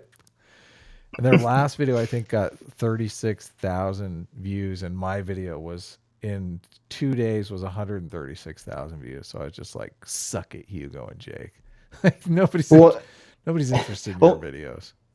More importantly than just that you're beating them was that they keep saying that we're streaming about them in order to latch on to them. Oh yeah. Like we're somehow gaining success off of their idiocy. Yeah. So we're gaining success off of Jordan Peterson's brilliance. Right. Right. So, I mean, we're doing exactly what they're doing. That's why I have no problem saying it.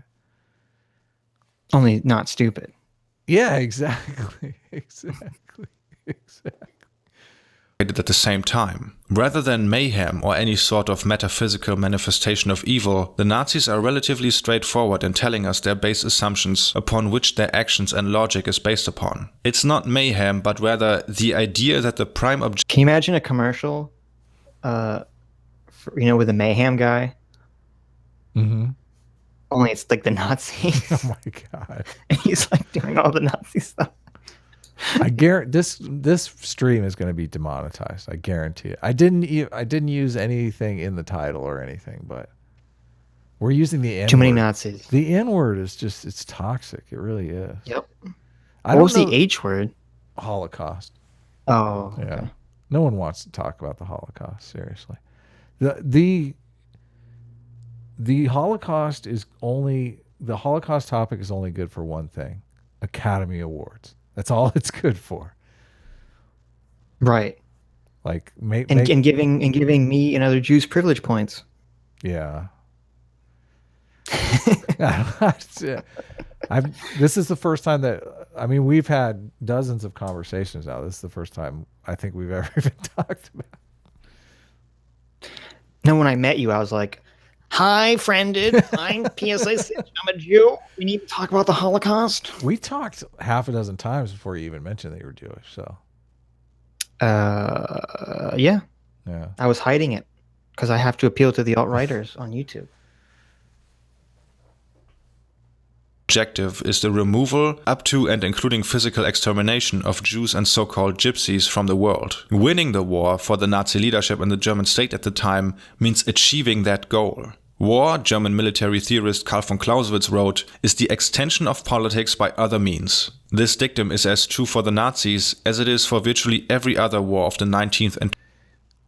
What is that? What's the purpose of that line? Like, why is he telling us war is... Well, he's trying to say that Peterson is wrong. First of all, this is like such a strange nitpick to make an entire video about. But Yeah. He's saying Peterson is wrong because the Germans were trying to win the war by killing as many Jews and Gypsies as possible. Right.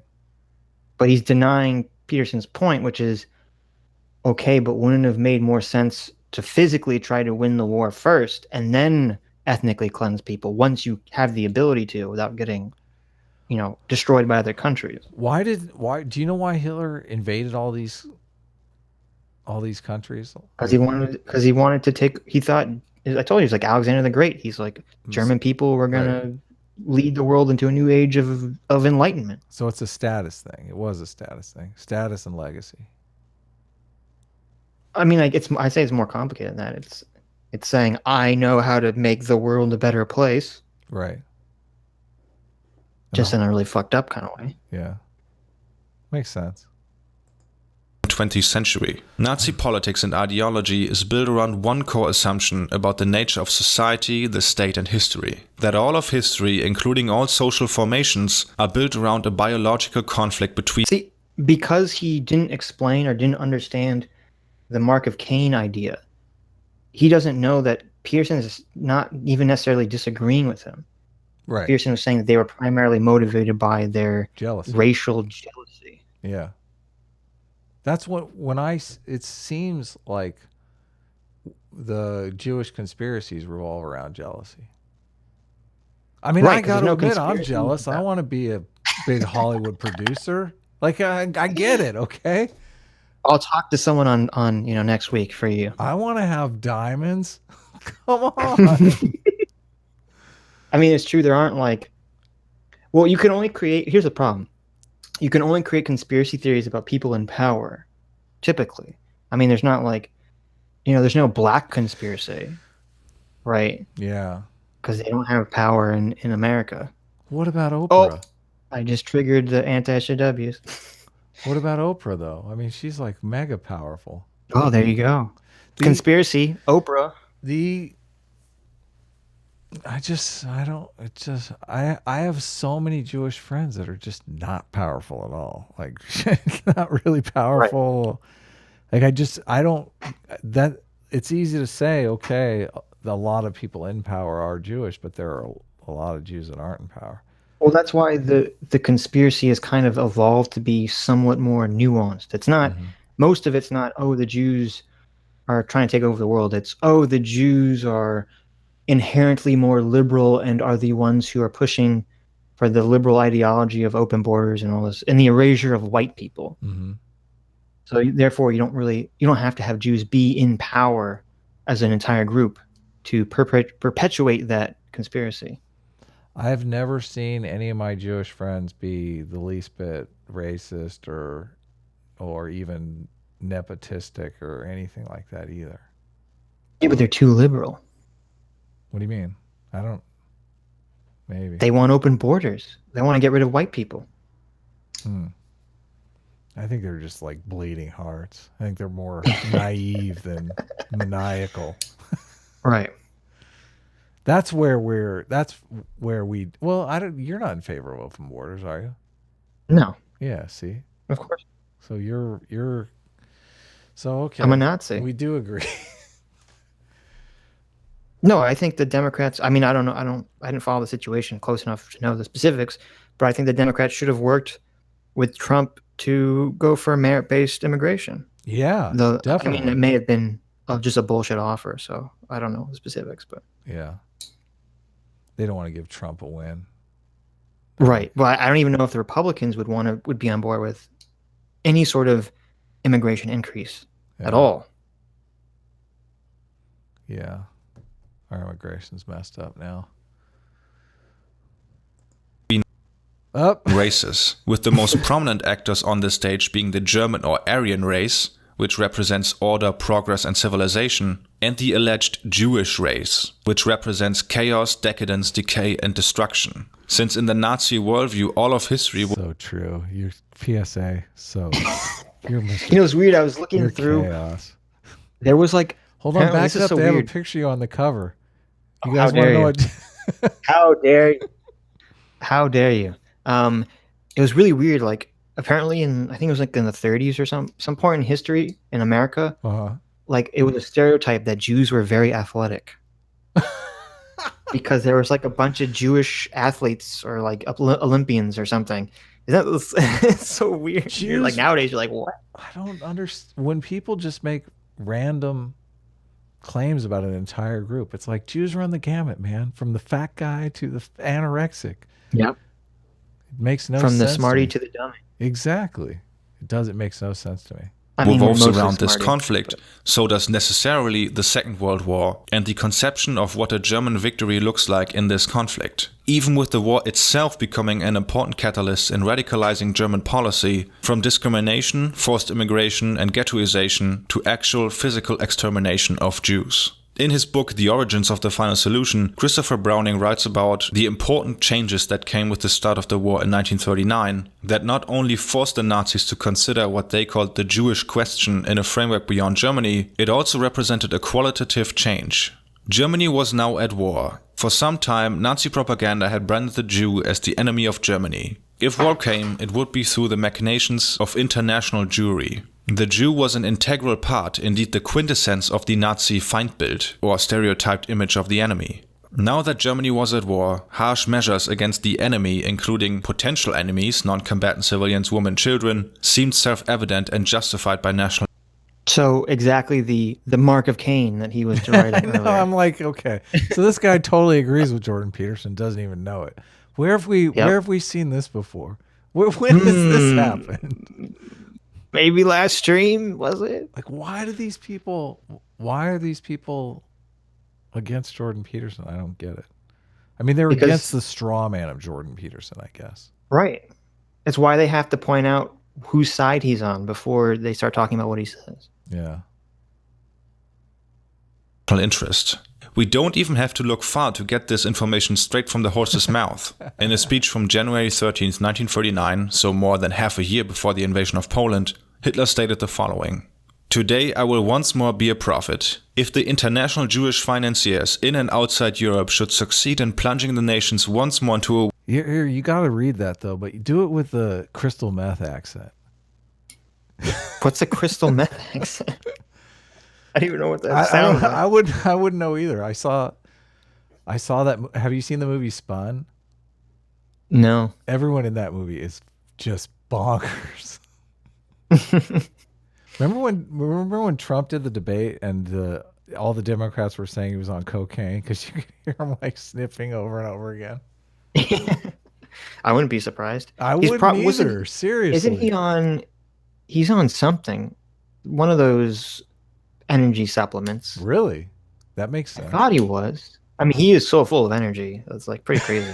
It's like it is impressive. He does a big line before he goes out to give a speech. Do you remember what he said about why he doesn't exercise? No. Why? Okay, this is insane. Like, you can love or hate Trump, but this is like fucking bonkers if he believes this. He said he doesn't exercise because he believes that your body only produces a finite amount of energy in your lifetime. And if you exercise, you're actually faster, you're burning into that energy reserve faster and killing yourself sooner. Oh my God.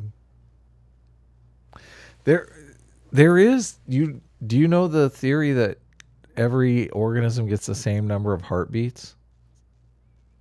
He wasn't, I just heard someone talking about this. Yeah, it's kind of weird, but metabolism, like elephants' hearts beat really slowly. The larger an animal is, the slower their metabolism tends to be, and the smaller an animal is, the faster. It was on Joe Rogan. Okay, yeah. So maybe he's right. Maybe he's actually right because your heart is beating more. Well, that's what is funny because that's what Trump for the win. That's what Joe Rogan said. But then whoever it was that was talking about the heartbeat said that even though your heart speeds up when you exercise, you drastically lower your base heart rate. Oh, really? So you're actually gaining more heartbeats when you exercise than losing. Let's be real here, okay? When does Trump expend most of his heartbeats? It's when he's on Twitter. Exactly. Trigger. I don't think he's lowering his heart rate because of his Twitter exercise. No, he's raising. Yeah, exactly. Yep. He's causing major stress to himself. So, oh my God, this is so depressing. Why does this Three Arrows guy make videos about this stuff?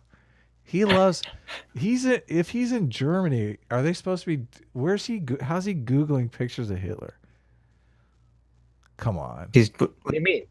Germany's, just Google pictures of Hitler. But Germany's like big time. You can't buy a Nazi flag in Germany. They got all kinds of censorship around this stuff. Like, he's definitely on someone's watch list in Germany. Like Merkel's probably got a special file on him. Right. World War, then the result will not be the Bolshevization of the earth and thus the victory of Jewry, but the annihilation of the Jewish race in Europe. Hitler would echo this prophecy several times in public, and after the US entered the conflict, Propaganda Minister Joseph Goebbels wrote in his diary, "Regarding the Jewish question, the Führer is determined to clean the table." He prophesied that should the Jews once again bring about a world war, they would be annihilated. These were no empty words. The World War has come, therefore the annihilation of the Jews has to be its inevitable consequence. The question has to be examined without any sentimentality. We are not here to pity Jews, but to have pity for our own German people. If the German people have sacrificed about 160,000 dead in the battles in the East, the instigators of this bloody conflict will have to pay for it with their lives. But the war did even more than that, since in the view... What's he talking about? Did they instigate the war? You mean World War II? Who, the Jews or the Germans? I don't know anything about this history. The Nazis were saying that the Jews are what caused them to lose and maybe start the World War I. Maybe lose World War I. But Kaiser Wilhelm wasn't a Jew or anything, right? I mean, No, but they're saying like Jews behind the scenes. Okay. So it's just... And so what... Same kind of conspiracy stuff we're seeing now. Right, it's all the same. And so what Three Arrows is saying, I assume, is that Jordan Peterson is wrong because the Germans viewed the Jewish threat as such a great existential threat that even if they were losing the war, they would expend resources to annihilate them. Which, even if that doesn't really go against what Jordan Peterson's saying. No, not at all. Because he's saying that Hitler wasn't acting towards his own stated highest purpose. which was not near wasn't which wasn't his highest purpose wasn't to eliminate the Jews. It was to eliminate the Jews in order to make the world better for the German people. Mm-hmm. So he's saying that under that highest purpose, if your country is about to lose a war, it's losing its chance to have the greatness, presumably. So wouldn't it make more sense to put the ethnic cleansing on the back burner for a second? Yeah. I think so much of it depends upon what the general that came in and said, hey, what are my chances of winning? Right. If they say, no, there's no way we're going to win this. Right. And we don't know like how much money and time and energy and resources are spent towards, rounding up and murdering people. Have you seen that Kenneth Branagh movie? Oh, it's so grueling. But Which one? The Germans had some meeting about efficient ways to murder the Jews, which just, oh right. my God, it's gut wrenching. Yeah. Oh God, it's so like I just don't understand that much hatred, for people. Oh. Well, you see it on Twitter. You see all the people saying, "Oh, this guy's a communist. He should die. This guy's a fascist. He should die." Yeah. But so much of that, I think they're just joking around, though. I mean, these people. These people had political power, and they actually had like a meeting about this kind of stuff to spitball ideas. That's I don't know. That's different than just banter on Twitter. There's a difference between banter and people who believe what they're saying. Yeah, that's true. And there's probably some level of believing it going on. It's scary when I remember when Russia was invading the Ukraine. Mm-hmm. It was scary this is back when Vice was actually good. Mm-hmm. And they had I forget what the guy's name, Simon something, was doing all these Ukrainian Russian correspondence where he'd go to the protest and the protest between the separatists and the Ukraine and the people who want to stay in the Ukraine. And it was creepy to see that it's basically like the Antifa versus alt-right protest. Like people would take their girlfriends to these things. Like it was so not serious. Like no one was really like worried about getting killed. At first anyway. And it's like what people would describe as LARPing. Right. And it's scary because you watch that and then you watch the alt-right and the Antifa clashes and you realize that LARPing is actually the first step to a crazy person taking over and trying to just kill everyone. Right. Like the Nazis started off as LARPers. Right. In their own country. Yeah. I don't know that people in power. No, this kind of stuff is really toxic for people in power even talking about. So I don't buy into the Trump is a racist and all that stuff. You don't buy into that stuff, do you? I don't think he's a super. I mean, he can be just racist because of his age. Like I don't think he's extra racist. He's casually racist. I mean, I think he's super. I think he's classist and elitist. Oh, definitely. Yeah, definitely. But I don't know. I don't think he's some super extra racist. He just wants his taxes lower. Okay. He just wants lower taxes. He just wants lower taxes and money from the Russian mafia. That's all he wants. Oh my God. View of Hitler and the German leadership, it represented the Manichaean struggle between the German and the Jewish race. It both necessitated every conceivable measure and made more radical policy possible. It is no coincidence that the order by which the T4 killing program aimed at murdering handicapped and mentally ill individuals in German hospitals and asylums was backdated by Hitler to September 1st, 1939, the day of the invasion of Poland. The purification of Germany, starting with the centralized murder of these unnütze Esser or not useful eaters, represented a first and necessary step at purifying the German race in a struggle with international Jewry, as represented by France, the United Kingdom and the Soviet Union alike. Wouldn't that be a different motivation though? It's kind of similar because like they thought that the Jews were like vermin or whatever, so And they had the idea that Germans were like the super Ubermenches or whatever. But there is kind of a difference between that and saying we're going to kill handicapped people who we think are going to drag us down, evolutionarily. It's totally different. Yeah. And they were into eugenics. So, I mean, that's another thing, because if the Jews aren't intermarrying, I guess. Right. The thing is, though, I mean, if you look at the world through the lens of selectorate theory, the Dictator's Handbook, it just makes perfect sense that if the Jews were upper middle class, you're racist against them because you gain materially by being racist against them, right? They take their stuff, right, and they can turn that stuff into guns and soldiers and all that kind of stuff. So. Right, that's a good point, because if you can find a specific ethnic group or class of people that exist in the upper middle class but don't have political power to a large extent, then you can, as you said, you take their stuff, people will be on board with it because the people that are poorer than them will not like them, and then they won't have the power, and then even though they're richer, they won't have the power to fight back. She talks about this in the book Political Tribes. She talks about market dominant minorities, and when various minorities come into a situation and they're dominant in the marketplace, everybody hates them, and it's exactly what Jordan Peterson is talking about. It's a Keynes situation, right? Right. So as soon as we go in, big dumb United States with our military, and I love America. Like I'm all for supporting our men and women in uniform and stuff like that. But just institutions, they're not. It's like scalpel type material.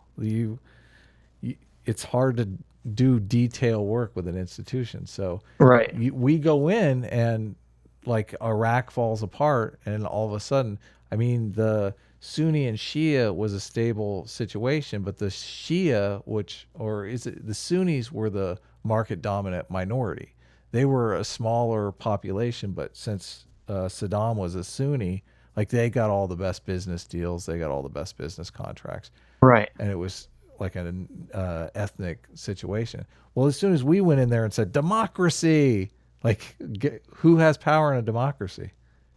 Whoever has the most votes, right? The Sunnis. Yeah. So the Shia immediately had political power, and what were they going to do with that political power? They were going to get even. So I mean, that's kind of. That's a situation that is something. The woman that wrote the Political Tribes is, I guess, like a foreign policy analyst or whatever. She laid out what was going to happen in Iraq long before it ever happened. She told them this was coming, but nobody listened to her. So well, they had. Have you read Life in the Emerald City? No, I haven't. What is that? It's all about how absurd the reconstruction effort was from the Bush administration. Oh yeah. Like it was all corrupted and nepotistic, and like they had people who, like they had some like 20-year-old staffer like was in charge of restarting, the stock market or something. Like he's never done anything like it before. Yeah, not only that, but I mean, I read another book of the war for the Greater Middle East or something like that. It's a history all the way from Carter to present day about how all of the conflict in the Middle East is really over resources. But they were talking. That's like almost all. Yeah, really? Exactly. That's why when we're talking about this, I'm like, oh, it's much more simpler than that. The Jews have all like I want to know where the money is. Who's got the money? Right. Like if the German people don't like they were devastated after the war. Like who came out on top in the war? Like it's easy. If you want it's not a legitimate reason to steal from somebody by any means, but it's what they're making excuses so they can take their stuff. Right. You abhorrent capitalist. No, I think you should work for it. Come on. Don't steal, don't enslave people. Don't commit genocide for people's stuff, okay? I want to be on the record. Okay. I'm against, if you were a true capitalist, you would be on board with committing genocide to steal people's stuff. I'm against that's a against capitalist genocide by any means, but so this is what I want to know, and I haven't heard it in this video. Who's got the stuff? Right. The Jews got the stuff. Maybe he does mention it towards the end of the video. I did jump to the end of the video. Maybe he talks about how much money. Yeah, how much money they took from them. But we don't know by comparison. Like, did it help with the war effort? Because I mean, seriously, the people that were, and he talks about this in the Dictator's Handbook. Your police forces are basically mafia thugs in situations like this. And if you pick a class of people that you can indiscriminately do whatever you want with, all of a sudden, you're throwing them out of their house and you're moving in. Right. Yeah. We got a super chat. Logical vegan lifts $4.99. I fucking love these streams. The better Worski and JF. Well, thank you. Don't tell Worski. Well, thank you, Mr. Logical Vegan Lifts. That was my best JF impression. We are in the public space. JF kind of went a little bonkers, I think. I don't know. I haven't. Just a little? Actually, I haven't been following him at all, so I don't know what's going on. I sent you that one video where I guess he had some alt-right girl on, and they got in some dispute over saying certain words. He wasn't allowed to say certain words. I mean, we've probably broken saying all those words on this stream. Well, wasn't she was like making fun of him or something, and everyone was calling JF a cuck? YouTube wants to crack down on stuff like that. So, I mean, I don't. Right. What are you gonna do? I couldn't watch the video though because it was. Oh, I know. Bad. They redubbed his audio because he was striking them. Yes. With like this really fucking annoying, like robot voice. I couldn't listen to it. Yeah, I don't want the strike wars. I don't condone at all. Right. So you condone killing people and stealing their stuff for the capitalistic system, but not striking people. Okay. Read the Dictator's Handbook. It talks about striking people on YouTube. No, he goes through different areas of the world. I know, I'm just fucking. And he's like, it's very difficult to get people to do detestable things to their fellow citizens for this amount of money. But he's like, but for this amount of money, like we're having a conversation. Yeah, exactly. Easy. Yeah. So that's the way that I look at situations like this. Like Hitler is in power because he is allowing these people to be above the law, these brown shirts or whatever, to be above the law. So it's part of the whole thing that's going on. It's detestable. I don't think Jordan Peterson agrees with it. I don't think Three Arrows agrees with it. I don't know what the beef is between Jordan Peterson and the Three Arrows. He's talking like Jordan Peterson. I don't know. It's all because he doesn't understand what Jordan Peterson means when he says that they are acting in the archetype of Cain. Right. He's assuming that Jordan Peterson is saying there's some sort of crazy chaos, that is motivating the Nazis. Mm-hmm. Jealousy. Jealousy. It's also no coincidence that what we today consider the Holocaust, meaning the systematic state-sponsored genocide of so-called Gypsies and Jews, started with the attack on the Soviet Union in 1941, in the form of the Nazi Einsatzgruppen starting to systematically shoot members of these groups behind the front line. The USSR, in the view of the Nazi leadership, was the physical and material manifestation of the danger of Jewish Bolshevism. Communism, according to Hitler and the German leadership, represented the Jews' most potent weapon in their historic struggle with the Germans. The idea. So, to everyone that says that the Nazis were leftists, they were against the communists. Is that what he just said? Just said that they viewed communism as the great evil. So. Is that why this guy is communist? Because he's like, I want to be so far from the Nazis, I'm going to be a communist. Exactly. That's probably exactly right. I guess so. I mean, it makes logical sense. Well, it makes logical sense. The idea of Judeo-Bolshevism had spread like wildfire from the outset of the Russian Civil War in 1917 and had become an integral part of extreme right-wing ideology in Germany during the German revolutions of 1918 and 1919. As Lorna Weddington writes in her book Hitler's Crusade, Bolshevism, the Jews and the Myth of Conspiracy, it was the juxtaposition of Asiatic Bolshevism with the Oriental Jew that provided the key to National Socialist perceptions of an elaborate Jewish conspiracy, of which Marxism, with its insistence on eminently Jewish values, internationalism, egalitarianism and pacifism, so antithetical to the Völkisch ideal, was a key component. In short, the war against the Soviet Union was inextricably linked to the war against international Jewry. In fact, in the view of the German leadership of the Third Reich, they were one and the same.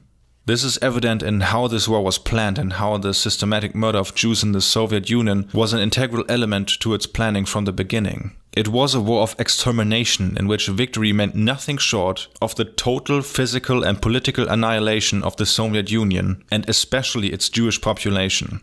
In his study of Wehrmacht generals on the Eastern Front, Hitler's Heerführer, historian Johannes Hürter shows how deeply ingrained this idea of the war against the Soviet Union being a war of extermination against international Jewry was among the Wehrmacht leadership as well. For instance, the writings of General Hermann Hoth, who during and after the war constantly emphasized these factors by writing, among other things, that Stalin's Soviet Union was a Bolshevist, Asiatic and Jewified state that spread like an oil spill, and like an oil spill needed to be contained. So Yeah, here's this is like he's actually doing some history here. yeah, but there is a problem with those, because if the Nazis were so primarily motivated against the Jewish Bolshevism of Russia, why wouldn't their strategy have been completely different? Wouldn't they have made Russia their enemy from the beginning, and then teamed up with the rest of Europe to go after Russia first, and then backstab the rest of Europe? But they did the opposite of that. Yeah, I'm not sure about that. I mean, I had no idea. Like, he's making the argument that they invaded Russia because they wanted to get the Jews. They're like, there's Jews in there. We got to go get them. Well, that the whole Russian system was representative of Jewish Bolshevism. Because they were communist? Yes, like the whole idea that communism is a Jewish invention and conspiracy. When did Russia become the Soviet Union? Do you know? Was it? Yeah, I don't know the exact year. Because Russia was originally a type of monarchy. Yeah, exactly. But then they became communist. I mean, they are kind of. I mean, it's a dictatorship now. Yeah, it says that the USSR was created in 1922. 1922. I mean, I actually had to read for class. I had to read that book, Nicholas and Alexandra. It's all about the last Tsar. Very boring. Yeah. Is it boringer than a Three Arrows video, or? The only part that was interesting is where they talk about like how when they tried to kill Rasputin, like he just wouldn't die. That is the greatest story. There's a drunk history of Rasputin being killed. That's awesome. Yes, I've seen it. It's awesome. He just doesn't die. And you're like, what the fuck's wrong with this guy? He's like Superman. That's the greatest story. So this guy's read.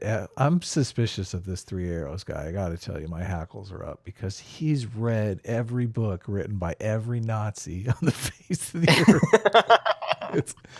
It's like high on my reading list is not Nazi. Like who? Which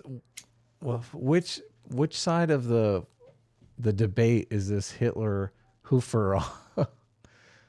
This Jonas Herders. Right. Yeah. I don't know. He's probably reading it in the original German too. That's his history. He's interested in it. That's okay. That makes him a super Nazi. Yeah.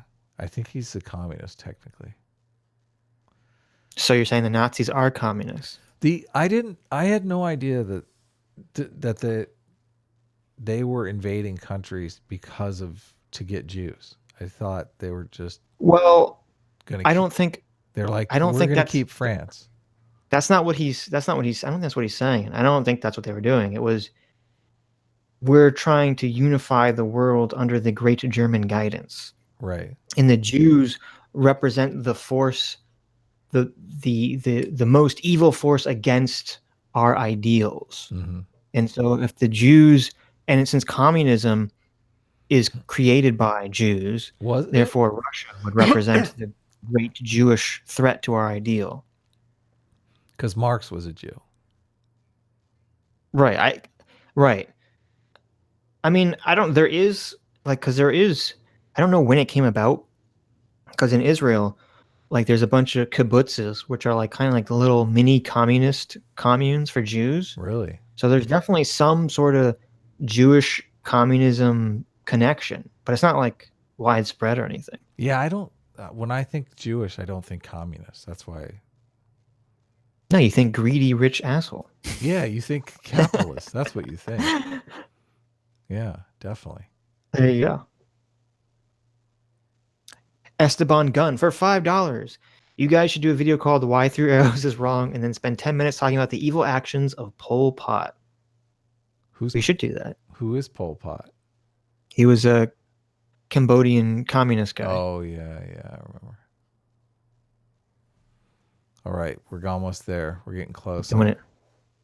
1941 was the last possible point in time to stop the flood of Jewish Bolshevism at the borders of Europe.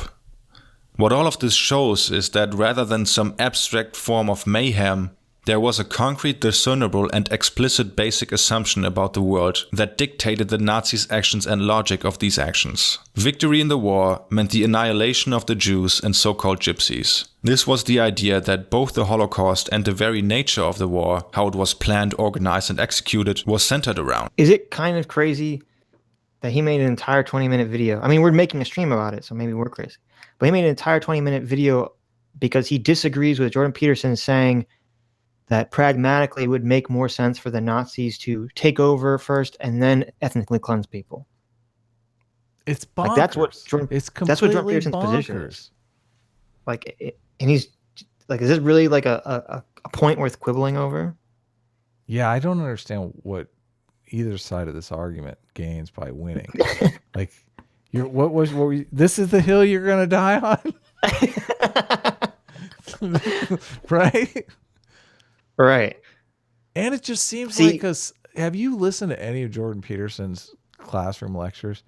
He makes asides that I'm trying to cut out. Like, this looks like something that's like would hit the cutting room floor. It's like, okay, he went off on this tangent for 15 minutes that made no sense. Or was just the whole point of it is right. Well, I think the whole point of it was because you want to talk about that the Jungian idea that people say what their motivation is, and they're not always right. And you have to infer from what is actually happening. Nobody wants to say that they're jealous. Nobody wants to say, "Oh, I'm super jealous." Like, nobody wants to go, Jordan Peterson tweeted your video and I fucking hate you now. Like, no one wants to say that. They want to go, "Oh, congratulations, motherfucker." Right? So exactly. I get what that's what Jordan Peterson is saying. Jordan Peterson is saying nobody wants to come out and say, "Oh yeah, I killed my brother because that asshole, everyone loves him." Right. Yeah. So you have to infer the motivation. And it actually it makes such sense to compare the Nazis to Cain, because, as you said, no one wants to say that they're jealous, because if you're jealous, that shows that you must be lacking in some regard. Totally. So instead, they say that there's some sort of cosmic unfairness working against them. Or they made it like it was a conspiracy, though. Right. So what do the Nazis do? They turn the cosmic unfairness into the Jewish conspiracy against the German people. Exactly. Yeah. So it's not their fault that they got fucked over in World War I. Yep. They all agree. This is the so this is your stupid 3 arrows. Why are you wasting your time with? Why are we wasting our time with? We're doing it because you insulted me. That's why. That's the reason I'm doing it. It's called retribution. Reason why the Einsatzgruppen started off the systematic murder of Jews and so-called gypsies in the Soviet Union in 1941, why the death camps opened their doors in 1942, and why the German leadership started accelerating the program of genocide even in 1944. Because to them, victory was impossible without genocide. It's also the reason why... Okay, but he doesn't explain, if they're losing the war, even if they kill as many Jews as possible, that they're still going to lose their ideals. Like, how does that help them? I think Hitler was just crazy. I think it was a status thing. No, I'm convinced. I mean, he is the most hated villain for 100 years, right? 200 That's years. true. He's up there. He's more hated than people that were worse than him, like Genghis Khan. Does he have any? He doesn't have any offspring, does he? That would be so crazy to be a descendant of Hitler. Yeah, not that we know about, I don't think. Yeah, that's kooky. That's why I can't hate Genghis Khan, because he like half of China. They're all descendants of him. They're all this. Have you heard the story that Hitler was on a frozen lake and broke through the ice and almost drowned, and some priest actually saved him from drowning? Right. Fucking priest. Do you know that story? It's I didn't know that crazy story. Yeah. What an asshole. I know. Where's that guy? We need to beat him Fuck up. that guy. We should make some videos about him. You know why he did it? Because he was religious. Boom. Christianity is bad. Anti-theism forever. Yeah. Oh, man. Based on this assumption, the Nazis did build a system that followed premises that Peterson calls logical and fine. The Nazis did enslave Jews and so-called gypsies and force them to work in the German war machine. Millions of Jews and so-called gypsies worked for the IG Farben in Auschwitz, built V2 rocket sites and the rockets themselves, and manufactured goods for the Wehrmacht. Also, they expropriated assets from robbed art, houses and money to the sale of goat teeth and even hair of... I think we found the source of I think we found the real source here. What? Expropriation. That's why. Oh. Yeah, but this is so stupid because Peterson's not denying any of this. Yeah. Yeah, no. But nobody's pointing it out, and it's the whole real reason. I feel obligated to point it out. Right. Expropriation. That's how you stay in power. The people in power are the ones with the resources. FYI. And you have to distribute those resources to your followers. Yes. All 200 of them, which was, I believe, Hitler's situation. Hitler was a dictator, right? He had a small coalition. The idea behind small, like Trump can't go crazy because he has to get 70 million people to vote for him in 2 years. And you can't write 70 million people a check. Hitler has 200 people to keep loyal to stay in power. Well, not within America, because Trump isn't writing a check to all the different generals and all the different people in positions of power. Yeah. So, we have an institutionalized system. Exactly. But Hitler had like a dozen guys who were the heads of the brown shirts, right? Right. And or the heads of everything. Right. And he gave them large sums of money. Those large sums of money they used to pay people down the road. But in situations like the brown shirts, those guys are just freelance criminals. Right? Right. Like they tell them, go out and earn your own paycheck. We'll look the other way. It's a detestable situation, but this happens in third world countries all the time. This is why you want to pay police enough that they're not making money on the side. Right. Yeah. When people otherwise they go on strike and we don't have RoboCop to protect us. Yeah. When people complain about how much money police make, and I'm like, don't you want it's not smart. Yeah. All right. Jews netted the German Reich millions of Reichsmark that were invested in the war economy. Economist Zannyzander writes that in late 1930s prices, the value of Jewish assets amounted to $10 to $15 billion. This estimate is based on a 1998 paper by this author. Its methodology draws on the pioneering efforts by Nehemiah Robinson in the 1940s and 1950s and other material. This includes estimates of the Jewish share of wealth for each country in Nazi-occupied Europe, tax records, country estimates published at the time, and the asset declarations that the Nazis forced the Jews to file. In today's prices, today being 2005, the value of these Jewish assets would be some $143 to $215 billion. The Holocaust, which the Nazis very much organized as a for-profit venture, contributed to said capacity. While taking up very little resources and manpower, the camps financed themselves and generated surplus profit, and even the killing campaign was organized in a way that provided what the Nazis perceived as economic benefits. Nowhere is this more evident than when it comes to food policy. Historian Christian Gerlach details this in his book Krieg, Ernährung, Völkermord, when he writes that under the impressions of the German experiences of the First World War, it was an absolute priority of the German leadership to have the German populace fed.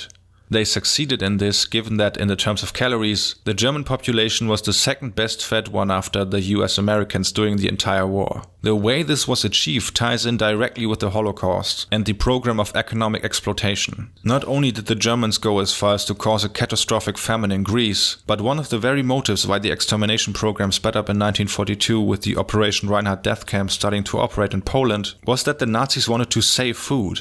You don't have to feed dead people, and to kill 1.9 million people you otherwise would have to feed, no matter how bad it allowed the Reich leadership to keep rations comparatively high for the German population.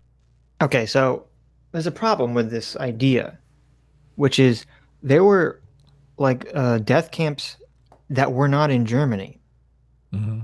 So what he's saying doesn't make sense, because I'm assuming that the Germans didn't give a shit how much the Polish people were getting rationed, or the French people, or any of these other countries they took over. Mm-hmm. So it's not like, oh, well, we have to kill all the German prisoners we have in Germany in order to save food. They were killing the Jews all over the place, or in countries they weren't providing food for them at all. Right. They were wasting food and infrastructure, creating death camps in foreign countries to kill Jewish people. Right. That doesn't seem pragmatic towards your highest goal of conquering Europe. Yeah. What's your point? Well, because he's saying that I'm saying that 3 Arrows is wrong. That's my point. Yeah. It just seems, I'm wondering if it's a market dominant minority situation here. Like, I'm wondering if of course Jews it is. just controlled business, and it was like, I wonder if it was a very communist way to go, where they're like, equality. Let's get rid of the rich. Like, if the Jews were the rich, then they took down the rich, right? Right. That's what's so scary about the SJW narrative, is that it's the same narrative that can be applied to any group of people. Right. You know, right now it's the straight white male, but it could turn to anyone. Yeah. It's just that mindset. See, that's what I mean when I say horseshoe theory. It's just having that mindset of being able to turn on a group. Yeah, it's tribal. It's very tribal. Yep. Society, the institutions that we have to endure, otherwise we fall into this real tribal tit for tat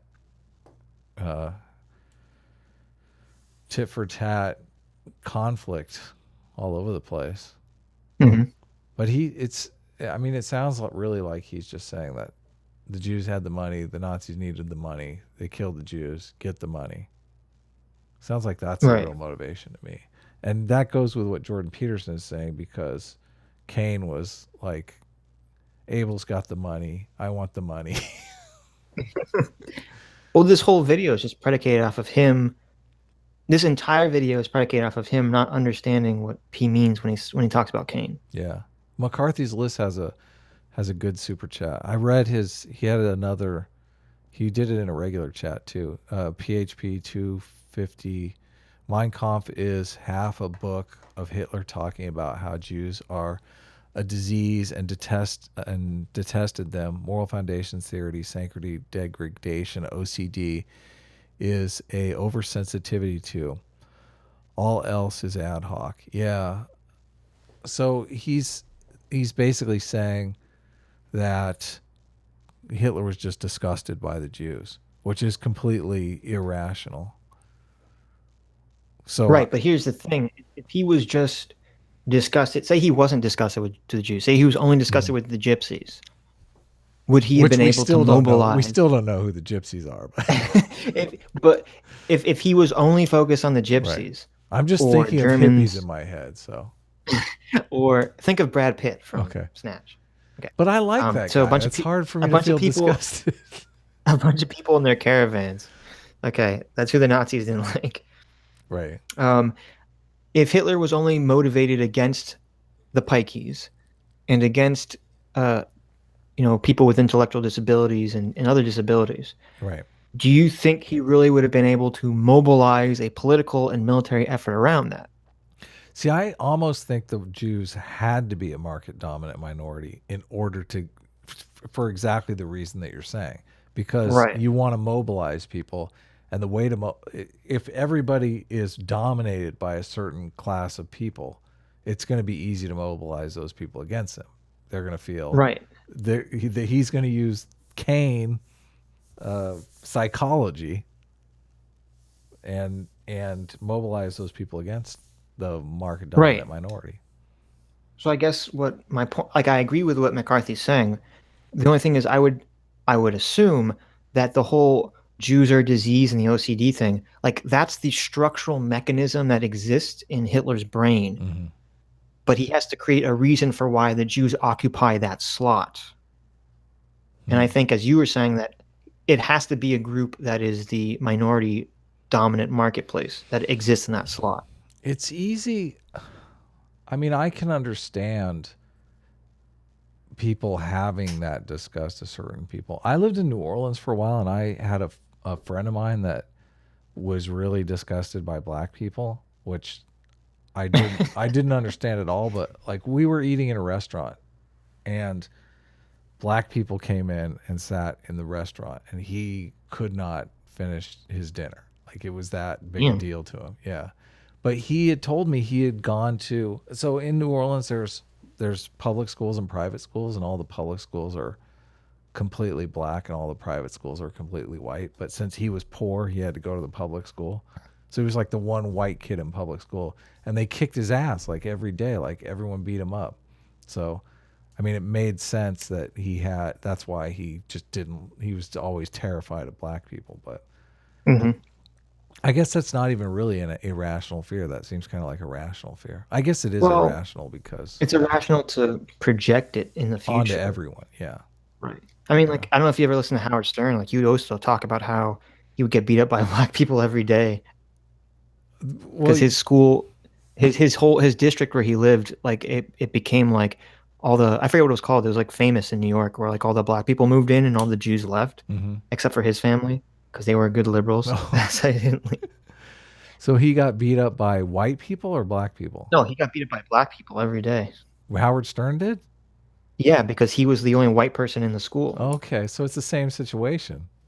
Right, but he didn't become racist. Yeah, totally. Yeah. I was thinking that too. I'm like, that guy was pretty dorky anyway. So maybe he goes to the white school and he still gets beat up every day. Like, what happens there? Right. It's like, exactly. But there's a lot of racism still lingering in the South that I never understood because I didn't grow up around racism. So I guess. Hey. Obama was president. Oh, racism is over. Oh yeah. Yep. I haven't been back since Obama was elected, but I can imagine there's so much racism in the South that I can imagine them just like gritting their teeth for like 8 years. Just like, I can imagine the guy at the school that has to hang up Obama's picture just being like, yeah, that's true. I never thought about that. It would be weird to be racist when Obama was president. Like, how you must have just been so mad all the time. Yeah. There are racist people in the world. Shockingly. Yeah. We should round them up and genocide. No, hey, that's where we're going. I'm just kidding. Like, that's where we're going. We need to build strong. Well, we need to build strong we need to maintain strong institutions. But right, I thought we were moving away from that. Well, there's no I don't experience a lot of racism in California. Not like I experienced in the South, but it seems like even in the South, the racism was a lot less. And I had a college roommate of mine that I moved down to the South with that was like trying to get the black guy a job at his bar as the bar back, and and you know, trying to fight racism on the Right. and the Yeah, of course it was definitely getting better. That's why I'm so anti hugely SJW. better. Yeah, hugely better. Yeah. So, but he ended up getting this black guy, and the black guy was totally racist. He hated white people. No, we went out and played pool with the guy, and he ended up telling me at the end of the night, he's like, you know, you're pretty cool for a white guy. I'm like, well, thanks. I told him, you know, we don't think about really skin color in New Orleans, but he knew that my friend had helped him out a lot by getting him that job. And the guy who was the boss, who was the one in charge of really hiring the guy, because he definitely rallied hard to get the guy hired. That guy was, I think he was from Florida or Boston or someplace like that. But that guy wasn't racist at all. He was like, I could care less if we have a black bar back. But he's like, you know, everyone here is racist. Like, why are you doing this? Like, just let it go. Okay. Nobody cares. Right. But he cared. He was a legitimate social justice warrior, but not like the crazy social justice warrior. Like a 90s liberal. Yeah. Exactly. Back when liberals were liberal. Yeah, this was the 90s, back when you could be a liberal. So, but he got that guy the job, and he actually he ended up being the best man at the guy's wedding because he just thanked him so much. There you go. See, really bringing communities together. But now I don't know. Like, are we trending backwards? I don't know. I haven't been to the South in so long. Oh, I mean, it's weird because I was doing all this research for my next video on P plus P equals R, and I learned how all the rhetoric you're hearing was created in the 70s, and it's all this motivated reasoning about, how white people are all inherently racist and have to be racist. It's all motivated reasoning because they felt like black people weren't moving up fast enough in society right after the civil rights movement. They're just trying to create a way to make white people, care about racism. And then what happens is then, for some reason, this shit pops up again, 40 years later. But with the motivation is gone, and people are just accepting this nonsense like it's gospel. And I agree, and I think the part of the reason I'm so against SJW stuff is because I do strongly believe it's only pushing back race relations. It is. It's trending in the wrong direction, definitely. Like, the way to kill racism is stop thinking about race. Like, stop blaming another race for your problems. It really pissed me off and I want to do a video on it. It's like you had the Mott and Bailey strategy, which is, you put out the argument that you can defend to protect yourself from your secret argument you can't defend. Right. So like for example, like that black people can't be racist and only white people can. Right, but anyone for who example, believes that has never lived in the South. Exactly. But so you have the liberals say that conservatives are doing this because they're saying that the fake argument is that the Republicans want to close the borders for economic reasons, but Republicans' true argument is because they're racist. Right. Okay. So regardless of whether that's true or not, it doesn't matter. The insane part is then when, in response to this, the liberals decide to attack what they think is the fake argument. Hey, the stream is doing some funny stuff, so if it goes down, we'll be back. I'll just restart OBS like we did before. Just to let everyone know. Yeah. Oh, it just dropped to 0. Here, let me restart OBS. Okay.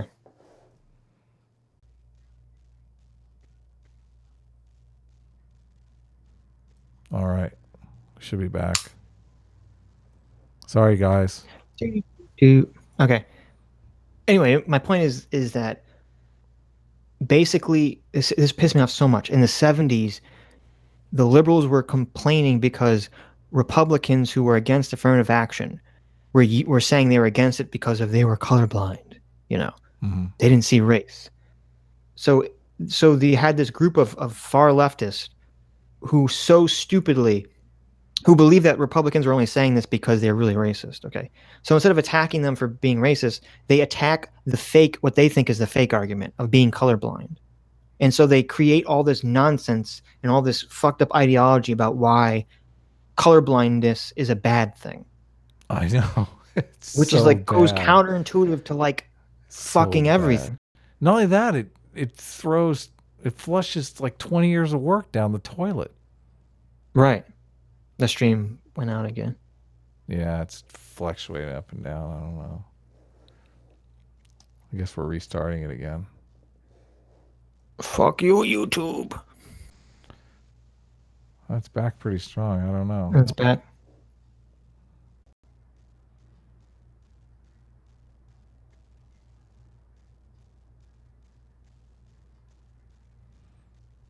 Technical difficulty. I told the chat your wife was downloading interracial cuck porn. And that's why it was slowing the stream. She did say she was watching TV. I wondered if that was because she has Netflix on. I wonder if that messes it up. But see, as soon as your wife turns off the cuck porn, everything goes back to normal. I didn't make her turn it off. Are you kidding me? Come on. Like a true cuck. She's warming up. She's warming up the engine. Oh my god! I just had a quickie while I was out. Yeah, I bet. All right, it seems to be going good.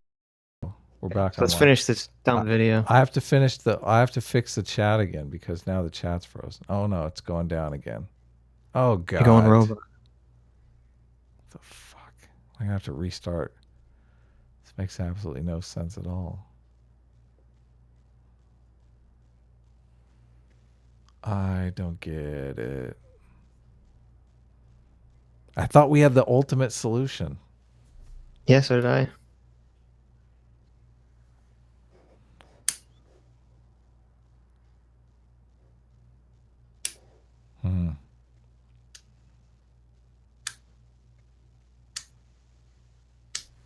Think I should like reset the modem? I mean, fucking our chat's take a long time. Our chat's in like full wait mode. Yeah. Well, what are we gonna do? We got to do something. That's true. I don't know. So you've already restarted OBS twice, right?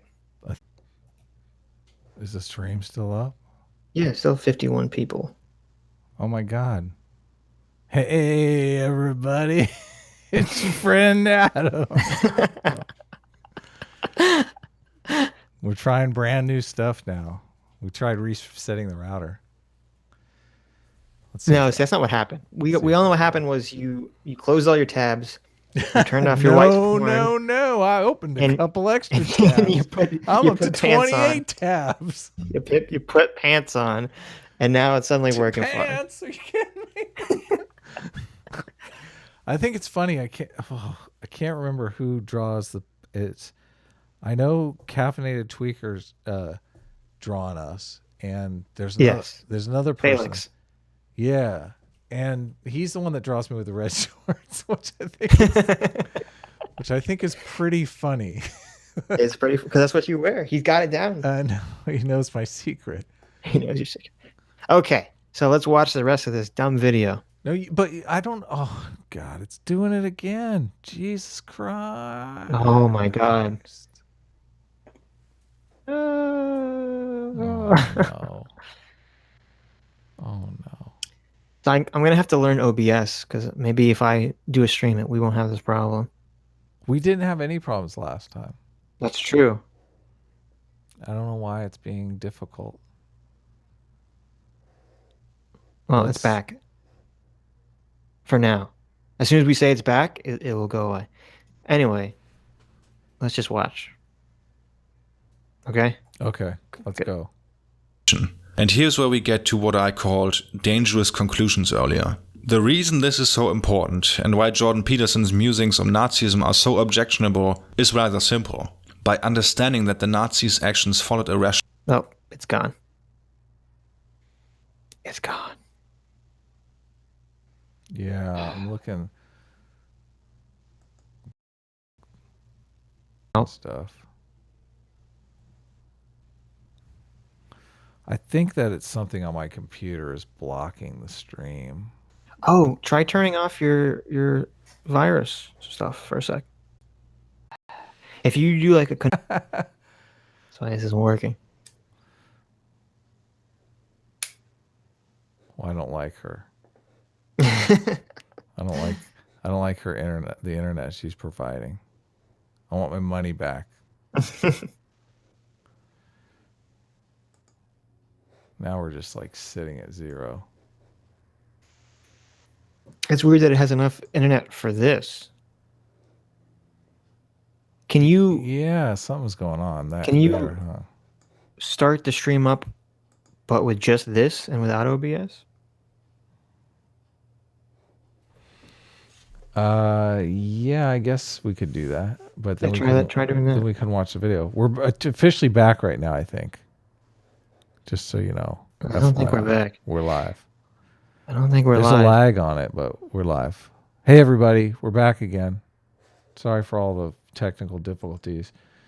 SITCH is... We're not live. We have to talk about how much we secretly hate Jews and black people. SITCH is... we are live. SITCH. Oh, sorry. I'm sorry. That's going to be in a compilation. Okay. You've got the Jew card to hide behind. Okay, I got nothing here. I'm out, You're non-binary. You can I'm hide out behind here in that. the wind. What are you talking about? I'll have to be non-binary. Exactly. Have you told anyone your theory about the non-binaries? Oh, How they're yeah. My trying to theory is escape? that a lot of the non-binary people are just doing it in order to gain privilege points because they're white people. They've lost they their need it. white privilege. Yeah, they need to get privilege points somehow if you're white. And what's a better way than to be non-binary? There is no other way. It's Officially. perfect. I think everything is fixed now. Everything looks to be going good. Everything so. looks fixed. But the second we start the video up, it's gonna fuck up. Now that we've taken a break, I feel like we could go for another 2 hours. There you go. I'm trying to navigate. I'm trying to navigate back to the control room. Should I start it or no? Let me fix the thing. They like that their chats are recorded. I like that too. Maybe that is what's fucking it up. I don't think so. Oh, watch. The second you fix the chat, it's gonna fuck up. I'm gonna say, I told you. No, it's something about the internet. Hey everybody, we're back. Sorry for the delays. I hope you guys are entertaining yourself in the chat. We'll take questions. And oh no, it's going down again. I told you. It's a chat. I didn't do it It's- yet. But you thought about it. I'm gonna do it anyway. It's back. See? I did call it. I fixed it.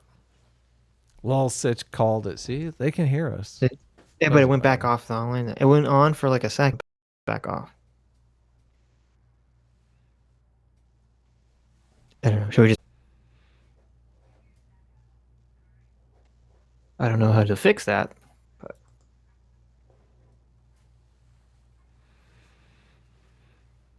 Hey everybody, we're back. Just for a second. I don't know how long this is gonna last. Maybe we'll have to call it.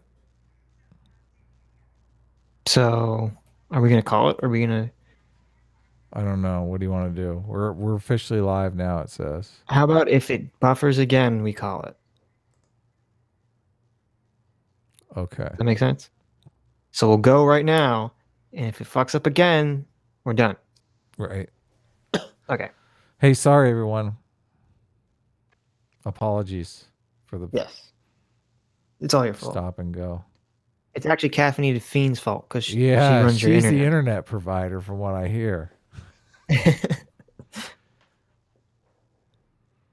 can't wait to Functionality derived from their basic assumptions about the world, we are able to grasp the destructive force of racist and anti-Semitic ideology, of a conspiratorial worldview that is centered around the charge of a group wishing to destroy our values, our way of life. By simply ascribing the Nazis' actions to a wish to cause mayhem, to the mark of Cain, their actions are exterritorialized from history, excluded from the process of understanding them. If, as Peterson later posits in the Okay, so just as we said, he completely doesn't understand what Peterson means when he says Cain.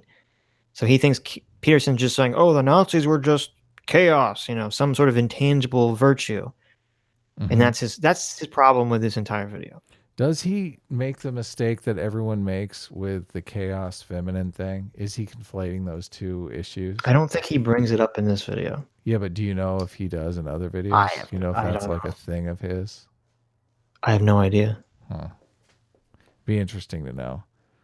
He probably does. Most of the people that are Peterson haters use that chaos as a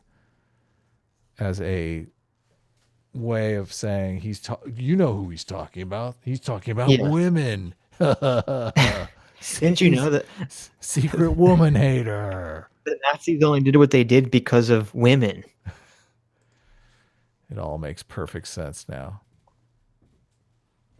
In the video, the cruelties committed by the Nazi perpetrators are the result of evil or psychopathology. They are excluded from any attempt to understand them as a manifestation of an ideology. I don't know. Okay, whatever. I can't even... We can never fully grasp psychopaths, and by pathologizing the perpetrators of the Nazi genocide, we reassure ourselves that we can never become them. But Nazism was not a pathology, and it was not just a wish to cause... Pause it. Okay. He just said... That's the contradiction you were talking about. Yes. Because remember, in the beginning of the stream, I said he talks about... He was complaining that Peterson was saying that anyone can be a Nazi. Yeah, we're all Nazis. And now he's complaining that Peterson is saying that nobody can be Nazis. Yes. Pretty crazy. Funny. So funny. Do you think he works from a script? Do you think he catches that little... I don't know. That's a weird... How do you not catch that? That's a pretty big one. Yeah. But then Hugo and Jake are doing the same thing. We're master argumenters, though. Argumenters? Arguers? We are the master at argumenting. We can argument anyone down. We're argumentators. Yes. Professionally. Professional argumenters. We're professional speakers.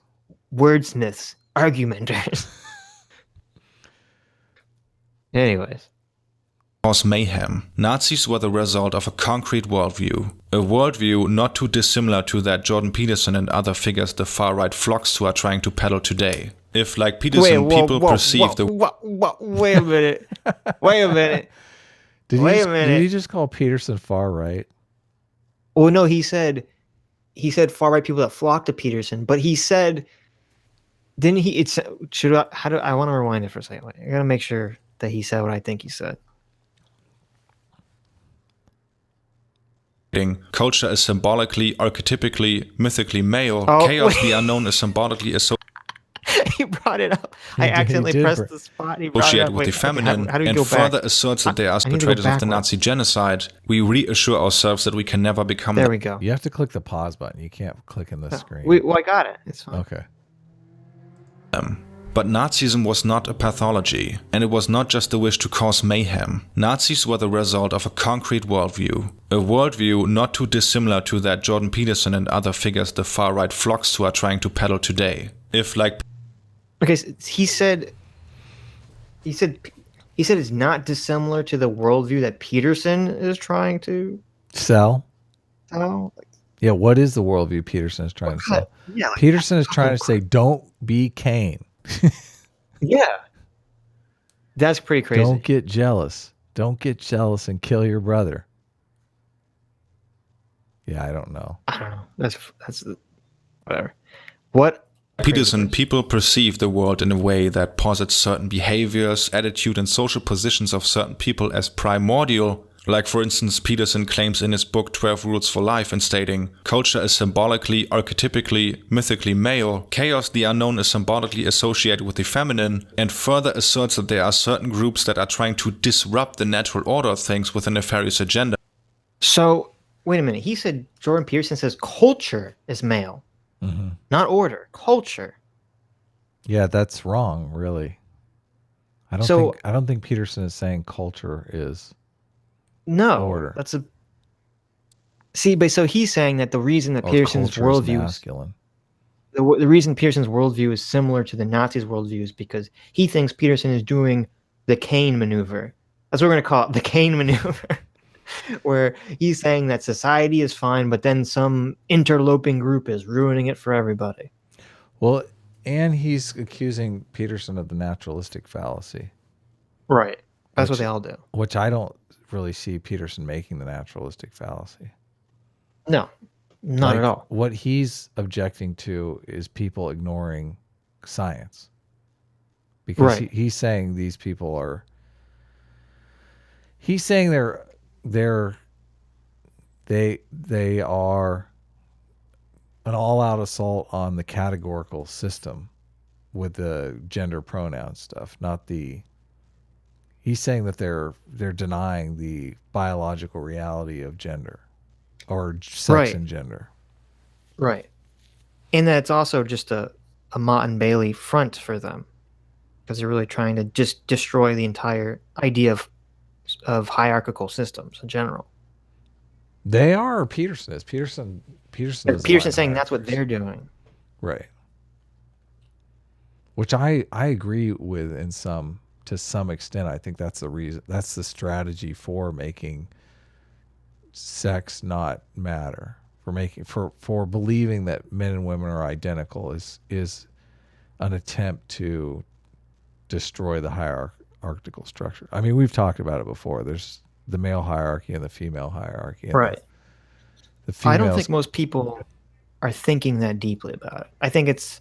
See, this is why I don't like Jordan Peterson's truth, because you have the people on the far left saying people we don't like, so conservatives, are going to use the biological differences between men and women to justify subjugating women.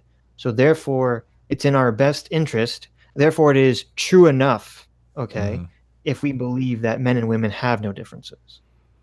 Who This is wants better to, for who is subjugating women these days, though? I mean, I don't see that. Well, okay, but that's what they believe. It doesn't matter if it's happening. It's what they believe. That's why it's dangerous.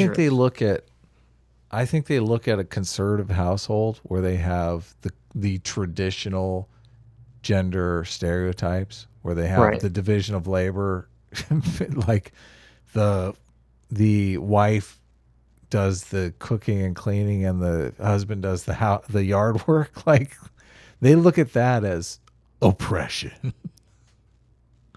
even though the two people are both completely comfortable with their roles.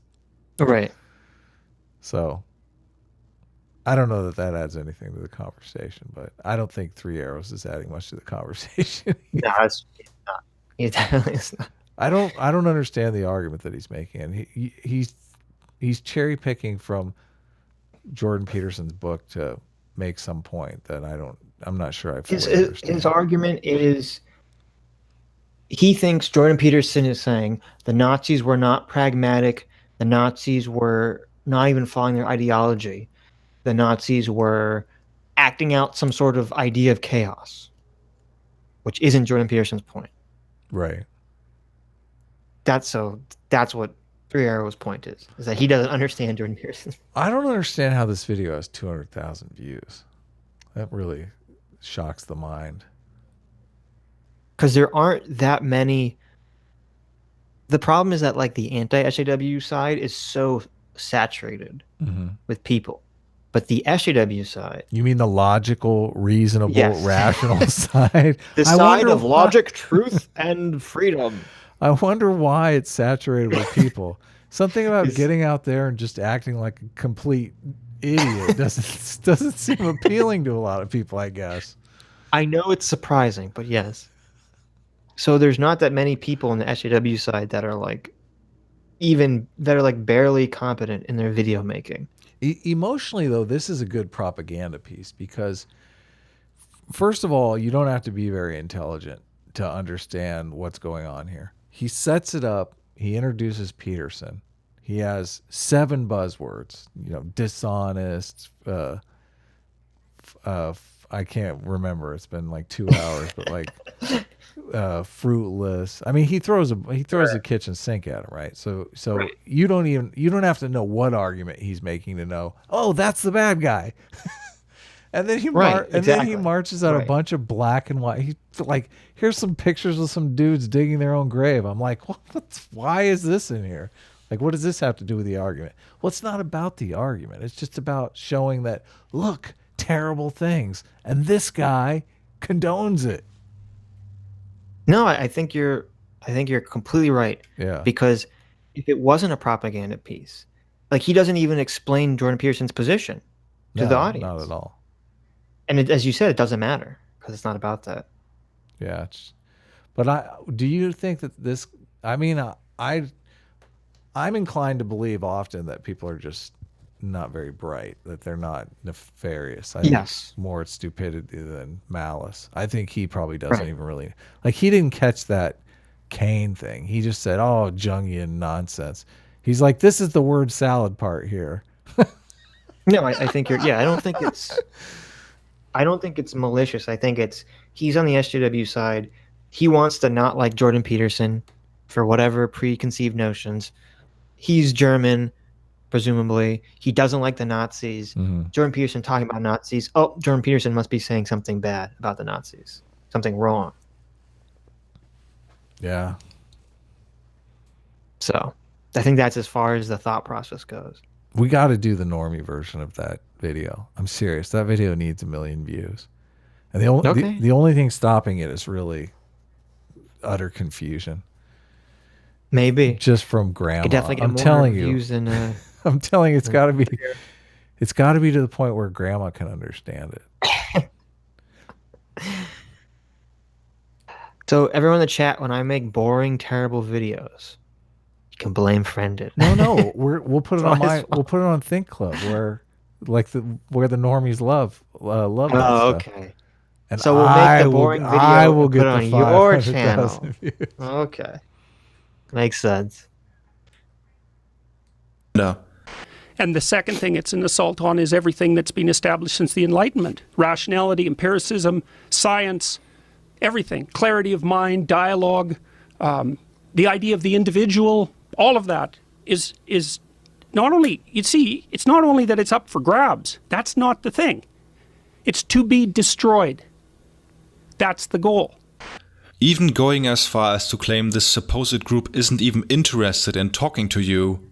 You see, and this is no aberration that these people don't engage in dialogue.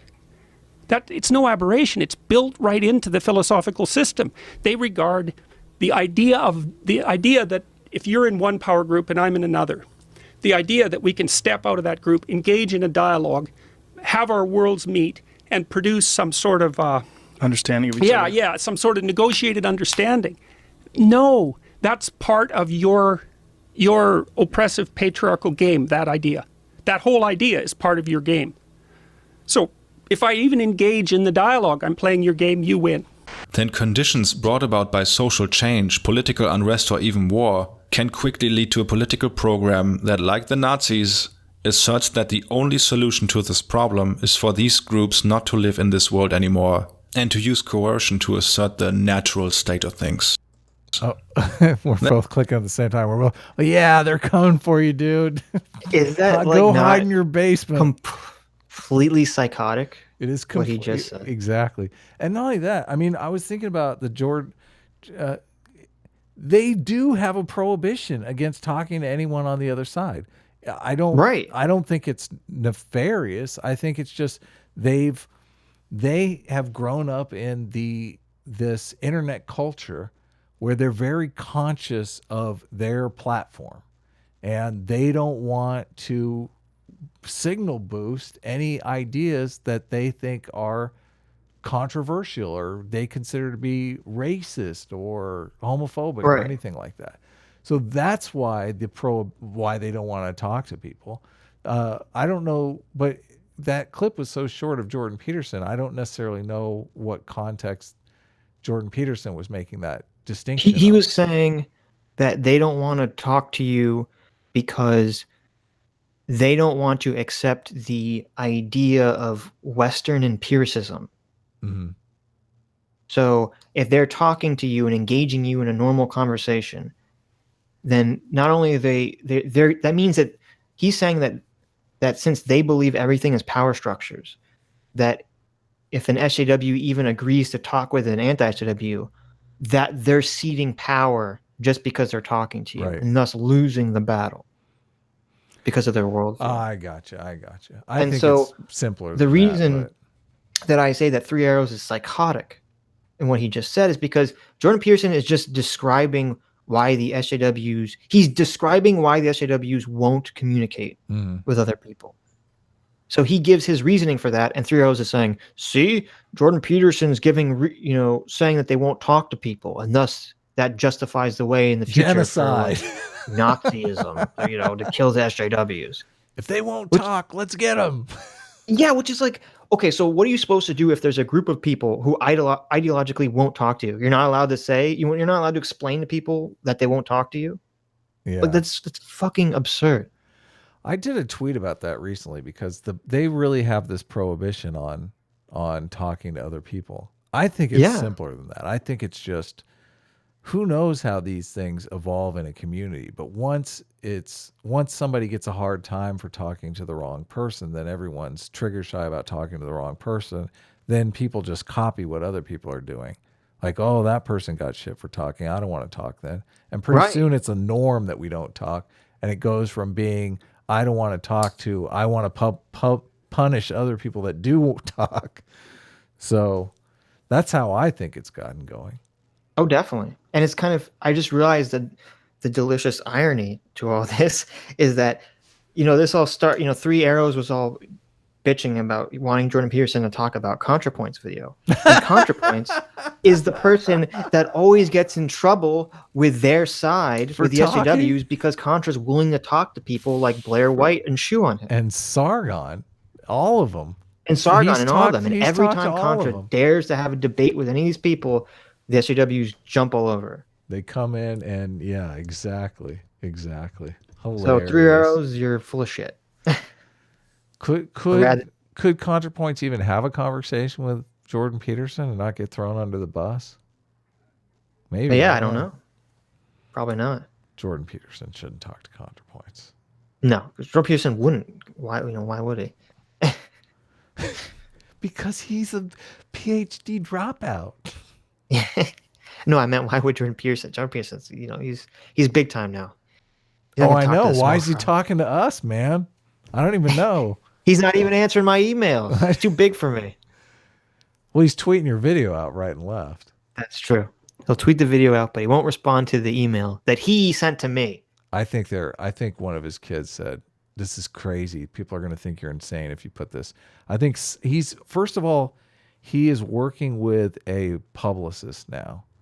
Right. Like a manager who manages his speaking events and whatnot. So anything that goes online probably goes through them first. Like they're managing. He's a brand now. They want to make sure that he doesn't step in it. And I think they might have looked at that video and gone, no, people will think you're insane. No, I could believe that is true, but I would have assumed that would happen before he sent out the original email. And then he wouldn't tweet it out a third time after not responding to me. Yeah, that's true. I think it's more likely he just didn't see it because he probably gets a billion fucking emails a day. Yeah, does make more sense. Yeah. I don't know. We'll see if it comes up on his channel. That'd be great. It would be. He's posted stuff from everyone else though. He posts all kinds of stuff from other channels. I see it all the time. We'll see. We'll definitely see. Is this the end of the video or is there? That's it for today, folks. Oh, and just to make it clear here again, I don't think Jordan Peterson is a fascist or a Nazi or whatever, but that's irrelevant to this video anyway. If you notice a significant it's totally irrelevant. So he said Jordan Peterson isn't a fascist, but I think his worldview can lead to fascism. Right. So, but it's irrelevant to this video. It's irrelevant to the conversation. Increase in the depth of historical research this time, that's no coincidence. The majority of the script was written as a guest episode in collaboration with Joe, a fellow German speaker and PhD candidate in history, who goes by the name Commie Space Invader on the internet. He spent... Okay, maybe that's why this video was so extra terrible. He didn't even write it. Some fucking communist space invader wrote it. Oh my goodness. That says it all right there.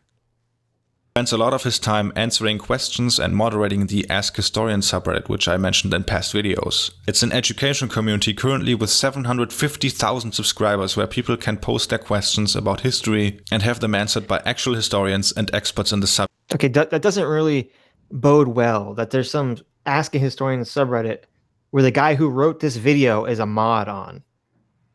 Yeah, and how many alt-right trolls are in there playing historian too? Right, why would I trust? I wouldn't trust this guy. Anonymously ask a historian. Now I'm a historian. Guess what? 6 million Jews? Nah, change. It was like 6 tops. It was just a fender bender. It was, what was it? It was all like it was a day spa, you know? They had like their own marching band. It was all cool. I don't know what people talk about. Hey, I don't know that I can make changes on my end. Pull that link up and put that other video on. Do you want to go for like another 30 minutes? No, I don't. Oh, you want out? I don't. It's late. After I took all those breaks, I feel like I could go for another. Okay, we can call it. Do it. How long did we go for? Oh, 3 hours and 20 minutes. Almost 4 hours. Yeah, that's good. You guys got your money's worth. Any questions before we throw in the towel here? You want to sum up the argument that was made here? You think you could do it? I don't think I could do it. Jeez. The sum up the argument is 3 Arrows is dumb. No, I'm just kidding. 3 Arrows doesn't understand, or whoever wrote the script for this video, because I guess he didn't write it, or he worked with it, whatever. Yeah. Completely did a bad job. They didn't explain what Jordan Peterson's position was, and they obviously didn't understand it either. And this isn't even a question of, well, I don't know, because maybe he doesn't. I don't, maybe Peterson doesn't explain in that 1 4-minute clip that's all they watched and what they judged the video off of. So he just assumed the Kane thing was, Jungian drivel. The argument is Peterson is not bright enough to know that he's supporting Nazis, ethnocentrists. I think it's worse because I think I think they bang the drum about ethnocentrism. I mean, I honestly think they're creating it. I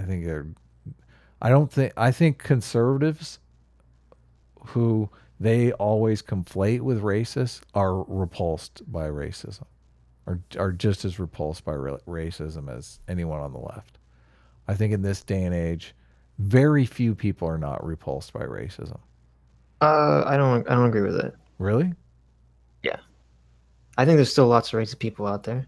I think that there are very good legitimate reasons to be against immigration. Mm-hmm.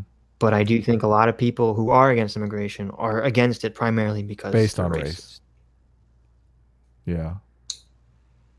The problem is you can't really get good numbers on that stuff with surveys. Like what do you say? Hey, are you a racist? Right. That was when you read the sociology literature for power plus privilege equals racism, it's all, we can't get the numbers on who's really racist, so we're just going to redefine all white people as racist to make it easier for ourselves. Here's what you do. You put a bunch of survey questions together, like the blank broke into my car and stole my stereo. Right? You have them fill in the blank. Right. Then you find out exactly who they hate. It's genius. There you go. So someone asked what our thoughts on the Jimmy Dore show are. I never watched it, so I have no idea. Jimmy Dore would be a good one for us to cover because it would probably tangle you as a certified leftist. Oh, me. Jimmy Dore's an SJW. He's definitely SJW-ish, but he's a left winger. He says things that I completely agree with and things that I utterly don't agree with. So I think that's basically what I mean by being a centrist, taking positions on both sides. Mm-hmm. Where I'm suspicious of people who have political positions that are completely aligned with their side of the party. Yes. Because it seems because it means okay. Go ahead. It means that they're not. It means it's not their views. They're just a tribalist. Yeah, they're taking the views of, they're towing the party line. Right. If you don't disagree on any issue, it's tough for me to imagine you don't agree on like one issue. There's all these issues. Right. Like it should be impossible. Like maybe you're a gun-owning lefty. Yeah, I mean, there's plenty of Democratic liberals out there who, don't want to take your guns away. Right. You're one of them. Yeah. I don't want to lose my guns. All right. And no, I'm not free to watch Rubber. Question make happening. Yes. You've already seen it though, so. I've already seen it. All right. Sorry movie. for all the internet problems. I guess restarting the modem and router is going to be a standard operating procedure. I think that helped us. We seem to be going strong now. Right. It just takes a while. Yeah. We'll restart it before this next stream. Before we do the next stream. I don't know. Yeah, that was the only Jimmy Dore thing I saw. Was he was bitching about Jordan Peterson because apparently Jordan Peterson was against climate change or something. Mm-hmm. And Peter Sweden, who I don't like, put some obnoxious tweet. And I remember I watched the video for like 10 seconds and then I posted like a comment like, oh, anyone from the left complaining that Jordan Peterson is a science denier. Well, like the left can't even, half the left can't even accept that gender sex differences exist. I know. It's ridiculous. Yeah, it's so bad. They really, Bill Nye, who is Mr. Climate Change, did that sex special. And right. I was thinking, how are you? You're nuts. Like you're crazy. Like you want people to buy into you're for the last 10 years, you've been trying to sell the American public on the fact that climate change is real. And now you're going to go on and do this special saying that sex difference isn't a real thing, that there's some secret third gender. Right. You just flushed all your credibility on climate change down the toilet, buddy. Well, he's like a fake scientist anyway, so. Oh my God. He's a total fraud. Yeah, that Netflix special was a joke. He's not, he's no Neil deGrasse Tyson. He's not like a smart guy. Yeah. Sam Cedar is another one that we could do. Continue. Right. Like he's on the Jordan Peterson. They make tons of Jordan I can't take him seriously Peterson. Though. Why? Because he voiced the character in the cartoon show Home Movies. And his voice is so distinctive that I can only see that character, like when he talks. I used to watch Home Movies, but I don't remember that character. So. He was Fenton. He was like this asshole kid. No, that makes sense. That makes perfect like he sense. Was pushy towards Brendan. We should pull up some of his ranty Jordan Peterson hate videos and use the Fenton character and just do some memes up. Like Fenton hates Jordan Peterson. We'll use him in the even more confusing version of the alt-right video. If Sam Cedar was like more popular, that would be a funny video to do, like him complaining about Jordan Peterson, and it's like his character from Home Movies talking to Jordan Peterson, and you dub Brendan as Jordan Peterson. Yeah. Oh my, that would be good. All right.